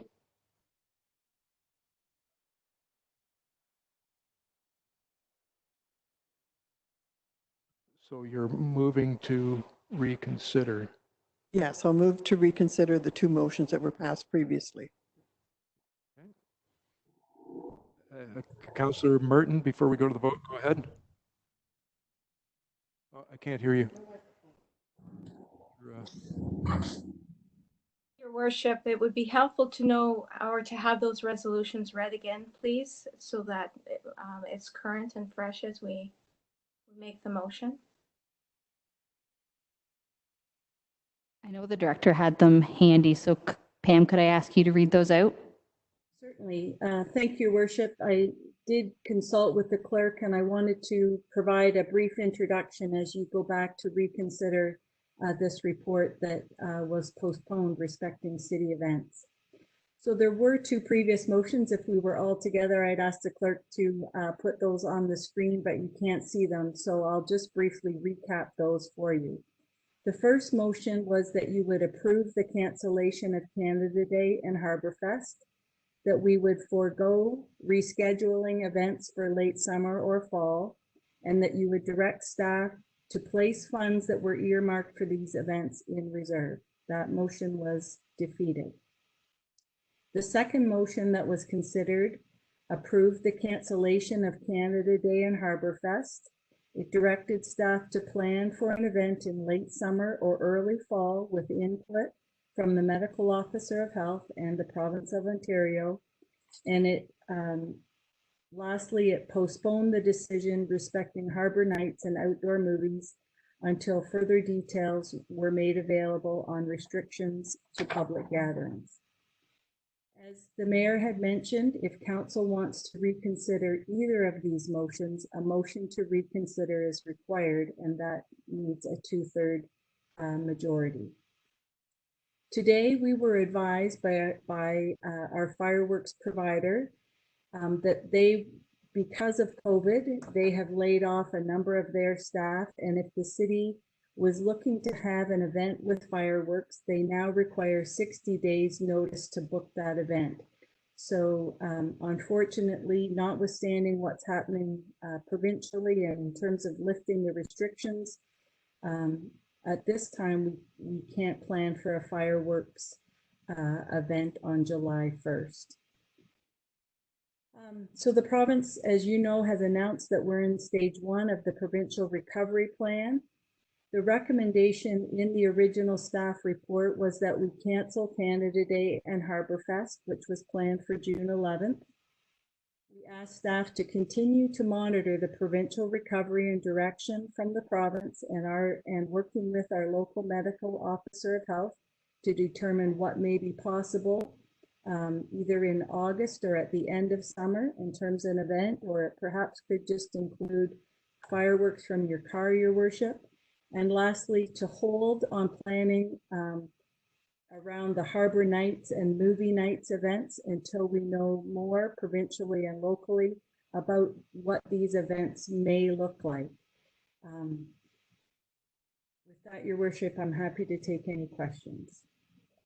I think just before we get into the questions on the detail of the report, I think we'll go back to Marion's motion, which we will require 2/3 to bring this back and discuss it, to consider it. I'm sorry, your worship. Can I ask a question on the procedural step there? Go ahead. I don't understand if there were two motions and they were both defeated, and the motion which was successful was a motion to delay. Why do we need a motion to reconsider? Go ahead. Thank you. Through you, your worship. We're not changing the decisions of those previous motions. This is just to allow us to have that discussion, because at this point, we aren't sure what way the council is looking at going. They might want just a part of one of those motions. Just to be cleaner, we just want to open up the discussion. We're not looking to change those motions that were decided at the last meeting. Just to protect ourselves. So I'm going to call the question. Councillor Dodd.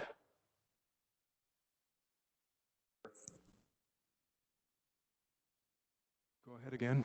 In favor? Thank you. Councillor Gregg. In favor. Councillor Hamley. In favor? Councillor Kepke. In favor. Councillor Merton. In favor. Deputy Mayor O'Leary. In favor. Councillor Tamming. In favor. Councillor Thomas. Favor. Okay, so that's carried. So now we're back to the report. Thank you, Marion. We're back to the report and what we want to do with it. Councillor Hamley. Yeah, you're by the last 2 weeks, I've been thinking a lot about the discussion that we had 2 weeks ago. And I've obviously been listening a lot to what Dr. Ara said in the last couple of weeks. And I do have a new and improved motion here that I'd like to throw out there. That in consideration of staff report CS 20051, respecting the impact of COVID-19 on city events and the provincial framework for reopening, City Council approves the cancellation of Harborfest and the events surrounding Canada Day. 2, in consultation with the Grey Bruce Health Unit, proceed with the Canada Day fireworks. 3, direct staff to forego rescheduling events for late summer or early fall. 4, direct city staff to bring a report to council on the potential for harbor nights and outdoor movie nights in a drive-through format. And 5, direct staff to place funds that were earmarked for these events into reserves. So just a general reserve? Yeah, correct. Not earmarked. Ms. Coulter, I want to come back to you. So that motion mentions Canada Day, but you just said that as of today, we can't go to Canada Day. Your worship, we understand we had a contract with GF Pyro for those fireworks. They require 16 days notice to book the event. We can double check with them if it's council's intention to have a type of firework event on July 1st, but at this time we understand they require 60 days notice for an event, and that would not be possible. Ms. Coulter, in your opinion, then we'd be better to pick a different weekend. Through you, your worship, depending on what's happening provincially, and we could look at having something on the civic holiday weekend or perhaps on Labor Day. I do understand that the federal government is planning to live stream Canada Day fireworks, and I don't know if we would want to compete with that event, but that it may be, if your intent was to cancel the festivities in association with it, it may be better to look to have an event for residents perhaps a little later in the summer.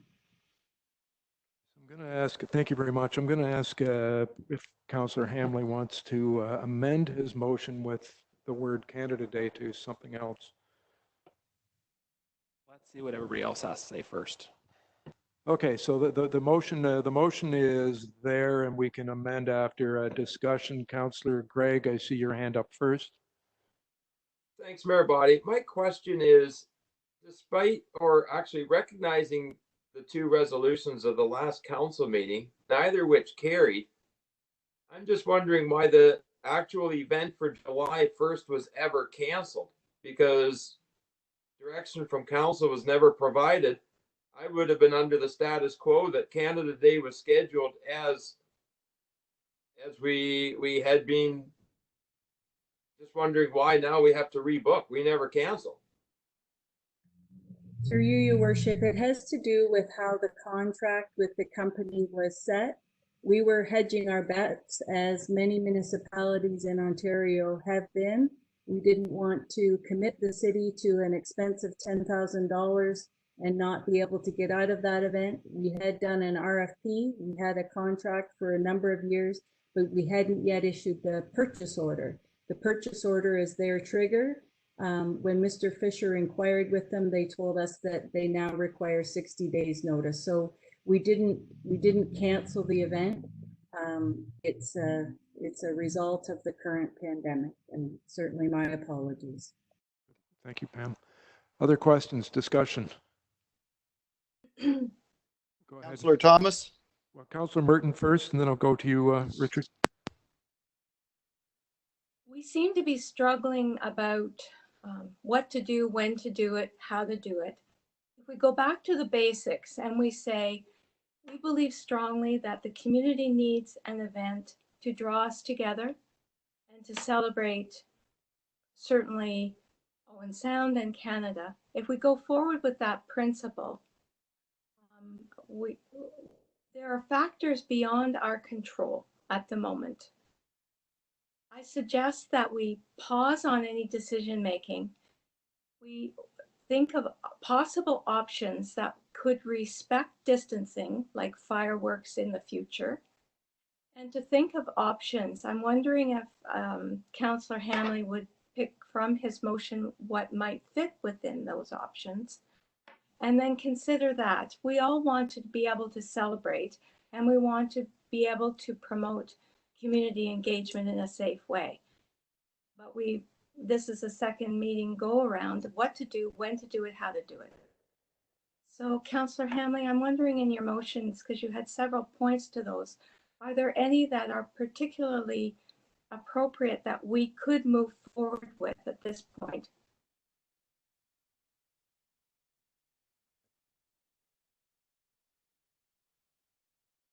Well, we would have to move forward with the canceling of Harborfest.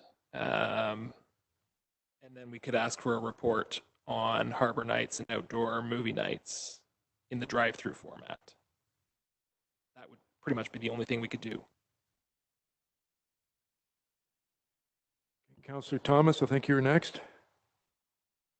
So I will not be supporting the motion, but not because I don't particularly like it. I like the first points regarding the events, but once again, Councillor Hamley is bringing the financial discussion to the same point, and I believe that they're separate. What we're going to do with the money that's left in the budget is a separate discussion that this council is going to have when we start dealing with the effects of COVID-19. The events, I'm supportive of the motion he's made. And if he'd like to split that off so we vote separately on the financial issue, I could support it. So based on that, what I would like to see is I would like to see us keep the fireworks in there with an alternate date of either the August 1st long weekend or the Labor Day weekend. And staff can bring that back to us, bearing in mind that council is going to have the final discussion, the final say on whatever happens. I mean, that is if the health unit approves. So, I'm in favor of all of that. I think there's some unique and interesting possibilities for both Harbor Nights and for the outdoor movie nights. So I would support those initial motions, but I think it's either number 5 or number 6. I lost track there. To have staff put the money into a reserve, I can't support that. Just to help us out, Councillor Thomas, where would you put the money? It was my understanding. Your Worship, I'd leave the money in the budget where it is right now until we come to dealing with the financial effects of COVID. And then at that time, if we determine that the money should be pulled out, then we pull it out. Otherwise, in the meantime, if, say, somebody comes up with the most fantastic idea ever for marketing and bringing this town back, and we need that money for that, but we've already taken it out of the budget, where are we then? I think it's premature to remove that money. It's not going anywhere at this point, and that's all I have to say. Okay, I misunderstood. My thinking was the exact opposite of yours. Once it's there in reserve, we can pull it out and do whatever we want with it. That was just a thing to hold it. But who? I'm going to go to Ms. Allen, then I'm going to go back to Councillor Hamlin just for clarification. Ms. Allen, go ahead. I would just follow up with what Councillor Thomas said and correct my response to Councillor Gregg earlier that as long as everything sort of remains in the budget, we'll have all the time to decide sort of where we house different funds at year end and once we know what provincial programs are. So there's no need to commit to transferring anything to reserves at this time. We'll have an opportunity when we look at our year end to make all of those decisions should the funds persist until then. So, Ms. Allen, in your opinion, if he just removed that part, it just sits there, which I think was what he... Like, a reserve is, the money's still there. A reserve is a reserve, right? Like... From Ms. Allen's point of view, it's easier just to leave it where it is versus moving it into a reserve and back? I would wait till year end to make any of those decisions, and you're right, the funds will remain in our budget until then, should they not get spent on an event. Thank you. Ms. Allen, Councillor Hamlin, was that your intention? Correct. Correct. Okay, so I'll eliminate 5 from the motion, and I will amend first one to cancel Canada Day, and the second one to, in consultation with Grey Bruce Health Unit, to proceed with a fireworks display at a date determined by council, later determined by council. Probably before we that vote. Makes sense? Yeah, before we vote, I'm going to get probably Ms. Bloomfield or somebody to try and read it back. It's called... Okay, Councillor Gregg. Thanks, everybody. I just wanted to speak to this before we got to the point of a vote. I'd like to just challenge Councillor Thomas. I'm going to put on my own business hat onto this in a way similar I did in my own business in March. The finances and the events are not mutually exclusive. They are in fact intertwined as we respond to the financial situation we find ourselves in, resultant of the actions that we've had to take. I'm not sure how many staff we have off on layoff right now, but I am not willing to commit taxpayer dollars to planning events that may or may not, and at this point likely not is the answer, occur if it means that we're going to call people back in from layoff. That I can't support. We can't even have more than 6 people in the council chambers, and we're almost at June right now. We're largely communicating by video. So there's no way. I will support the motion. I would be eager to see fireworks on Civic Day or Labor Day when we can have it. We can be assured that they will be a modified, scaled down event from it's normal business right now. I've got runners who are hopeful of going to the Boston Marathon in September, and I'll tell you, Boston has far more greater financial resources to throw at special events than the city of Owen Sound, and it's a large question mark. So I'm not willing to expend taxpayer dollars to a big celebration event when at this point we don't even know when we're going to have a full council in the chambers. So I will be in favor of the motion. Thank you. I don't have in front of me. Councillor Dodd, do you wish to speak to it?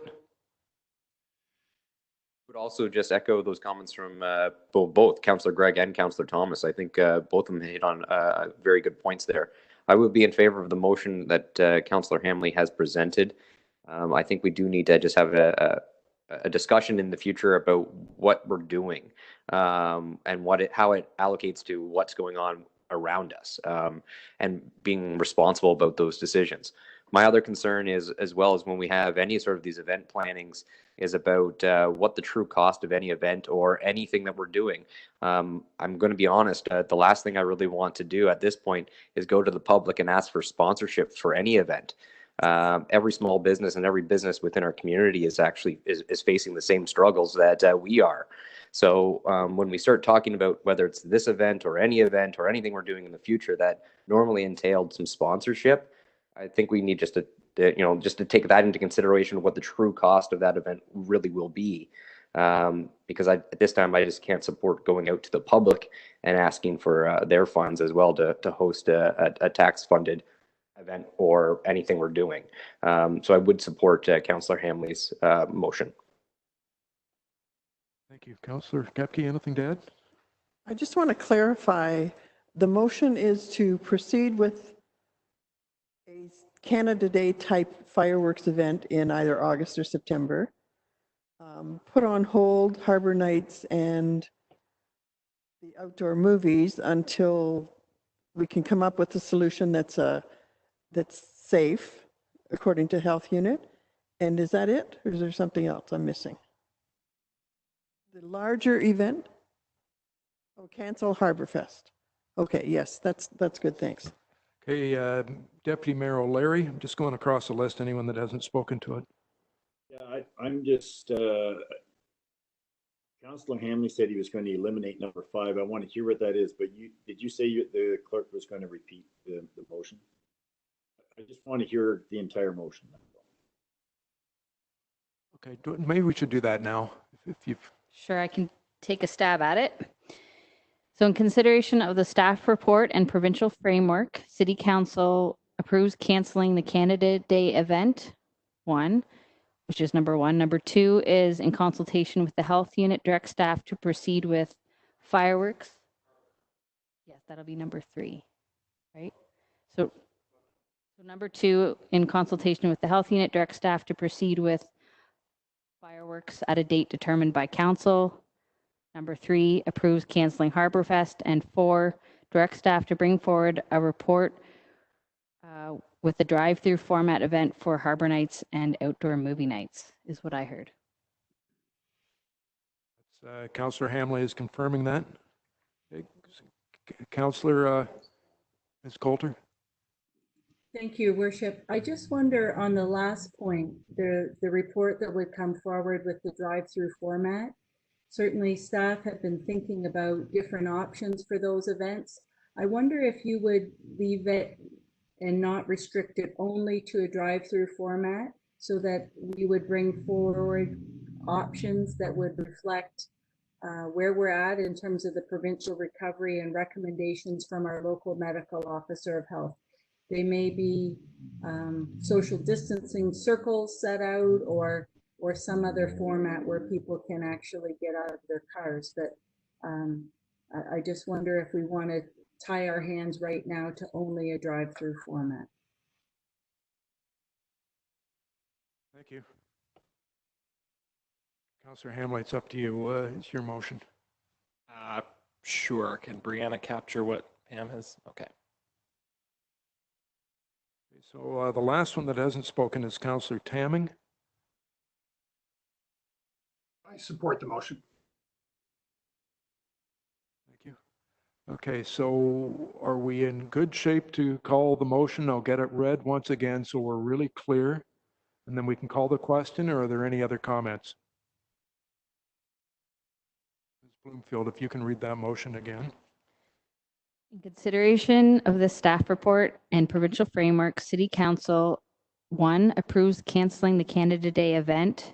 2, in consultation with the Grey Bruce Health Unit, directs staff to proceed with fireworks at a date determined by council. 3, approves canceling Harborfest. And 4, directs staff to bring forward a report respecting other options for the Harbor Night and Outdoor Movie Night event. Okay, so I'm going to call the question. Councillor Dodd? Your worship, it's Brian. Could I have a recorded vote, please? Yep. Thank you. Councillor Dodd? In favor? Councillor Gregg? In favor? Councillor Hamley? In favor? Councillor Kepke? In favor. Councillor Merton? In favor? Councillor Tamming? In favor? Councillor Thomas? In favor. Deputy Mayor O'Leary? In favor? Mayor Body? In favor. The resolution is carried with 9 in favor and 0 opposed. Great, thank you. Thanks everyone for putting your thoughts into that over the last couple of weeks and coming with ideas. That gets us through number 15 on the agenda. Number 16, we have no motions for which notice was previously given. Additional business, Councillor Merton, you're up first. Go ahead. Thank you. Through your worship. In April, council was approached to make an approval of layoffs of staff and the benefit attached to that. At this point, there has not been, to my knowledge, a feedback loop on recall strategies, return to work strategies, and how that communication process will go. I need clarification on the boundaries between the governance decisions and operational impact. If, as a council, we were asked to proceed and approve the layoffs, if staff are being called back, that has not been communicated to council as a whole, and I'm just wondering about a communication or a strategy on how that process works, how it's decided who comes back and at what stage. Wondering if the city manager can enlighten me a bit. Mr. Simmons, go ahead. Sure. Through the mayor to Councillor Merton. We'd be glad to report back to council with a more encompassed strategy on that. Right now, any decisions related to recalls are based off of council decision. For example, with the DIA and keeping to the full beautification of the downtown district, that's requiring some extra watering and putting out the planners, et cetera. So a full-time member who had been laid off is being recalled to take care of those duties associated with that. So again, based off of the council directive, we're recalling a staff member for that in particular, but we'd be glad to report back or bring a communication that sort of outlines the broader how we'll deal with full callbacks and when we think that might happen. It could be as early as July 1st. It may not happen through the summer, but again, or it could happen at any time. But we'll put a report together for the next meeting. Through your worship, just an additional question. So at this point, only one person has been called back? Through the mayor to Councillor Merton. I believe at this point we have recalled 2, potentially 3 members. They have not been called back yet. One has been notified, or one will be notified, and those will happen over the next 2 weeks, I believe. So I think we have 3 members of staff who are full-time employees that had been laid off coming back over the course of the next 2 weeks. So from a governance perspective, and this question is to the clerk or the mayor, do we have, as a council, is it our responsibility to approve a recall strategy since we were asked to approve the layoff notification? And I just need clarity around our role with the recall strategy?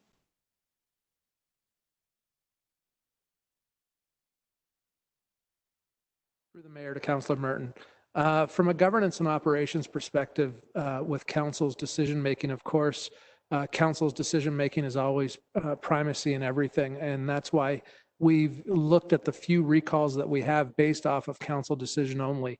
Saying that, that's why I'm glad to bring back a report from staff outlining that recall activity on a broader notice. So then council will be fully aware. And again, that decision-making will be primacy of council in itself.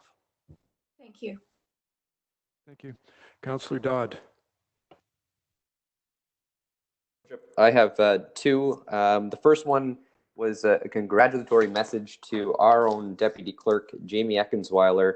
I'd like to give him a big congrats from all of council and all of your peers that you work with every day for getting your accredited municipal professional designation with the AMCTO. So we're very lucky to have you with our team, and just wanted to say congrats. I'm sure he's just blushing over there. No, he's got to type the notes, so he's got to type it himself. Thank you, Councillor Dodd. The second one was regarding the Alzheimer's Grey Bruce Investors Group Wealth Management Walk for Alzheimer's. That event is coming up this May 31st. Currently, there's about 3,000 individuals with dementia in Grey and Bruce, and the bulk of those people are over the age of 65. These are individuals who are being asked to be separated from their friends and family members, and many of their programs are currently closed. Calls to the Alzheimer's Society over the last month have spiked up 20% as people search new ways to cope with what's going on currently in the world. And the Alzheimer's Society is rapidly shifting their program online, now offering various support groups and social programs by video conference. This Sunday, May 31st, people all across Canada will be taking part in the Investors Group Wealth Management Walk for Alzheimer's at Home. This is different from what is normally happen. Normally, it's a big a big event. Mayor Body, myself, other councillors, Deputy Mayor O'Leary has been present. With normally about 600 registrants to go around from Grey Bruce, 4 different areas in Grey Bruce, and raise money for Alzheimer's. This time is a little bit different. Obviously, everyone's looking to do some social distancing. So this year, all Alzheimer's is asking is people to register. And if you can register, you can do things. It doesn't necessarily mean walking the old path like we used to. Just doing the little things, asking you to register online, get your T-shirt, do some social media posts, make people with dementia realize that we support them. We're still here for them no matter what's going on. So that could mean anything. That could be going for a walk. That could be Deputy Mayor O'Leary doing 100 push-ups. It could be just phoning your grandmother, baking your mom's favorite banana bread, anything you like to do. But the more important part is registering with Alzheimer's and getting your name out there and showing that you're supporting individuals with dementia during these times. So if you are interested in doing that registration, it is www.walkforalzheimers.ca. Or you can call 519-376-7230 and ask for Chris Doyle, extension 1130. And once again, that is this Sunday, May 31st. And let's just show our support for those individuals that are suffering with dementia. Thank you, Your Worship. Great. Thank you. Councillor Tamming, one item. Yeah, I just want to report on another field trip I went on related to public health. Over the weekend, the Premier told all Ontarians to go get tested for COVID. You don't need symptoms, you don't need a travel history, you don't need a relative with the virus. Go get tested. We need more general testing, he said, of the symptomatic and of the non-symptomatic or the asymptomatic. So I was a little confused because this flatly contradicts what our local public health director has told us. Both personally, he's told me this, and also in an extended interview through the Sun-Times just a couple of weeks ago. It's a little confusing to have the Premier say one thing and a bunch of public health people in Toronto, and then to have our director and a bunch of other directors which support him, by the way, say another thing. So I hope they sort things out for clearer, consistent messaging.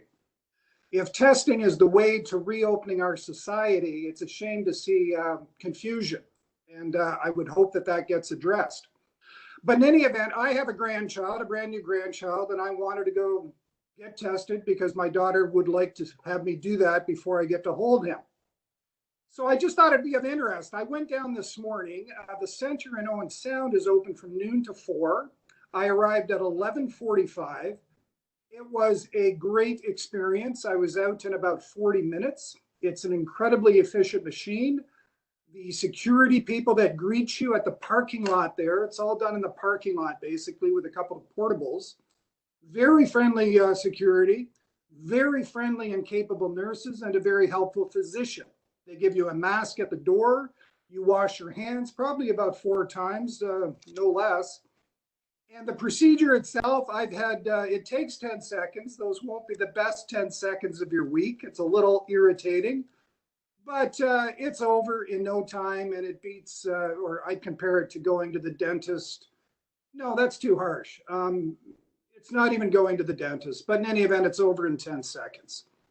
It was a good experience, and to those that are inclined to get the test, I urge them to do it. And I just want to commend again, as I did a few weeks ago publicly in an article in the Sun-Times, we have phenomenal staff at the public health unit.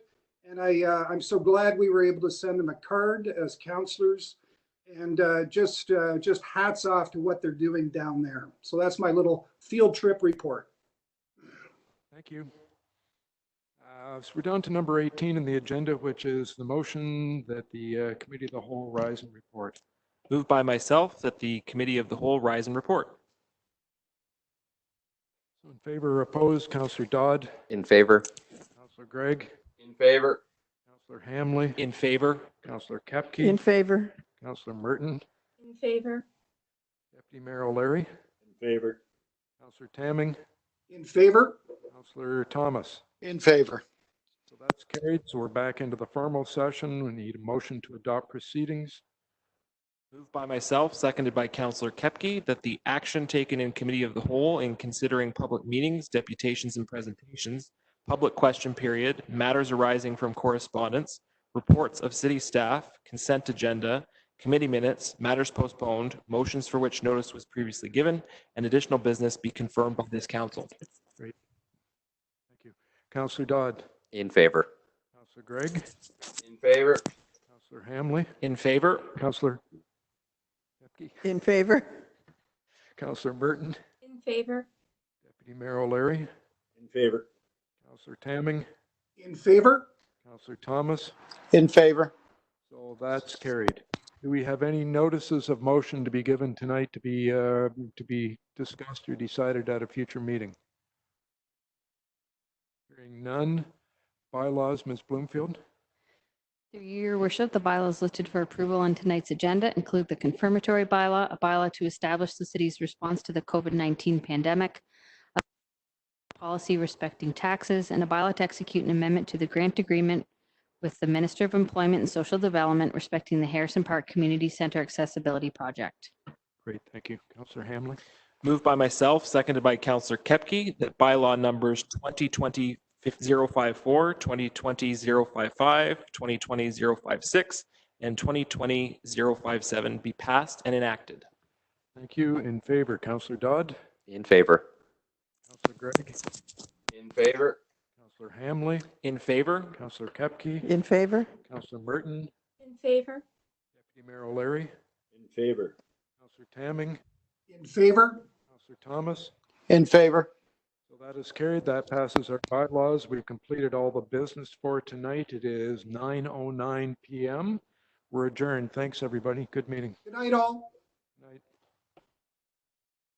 Night.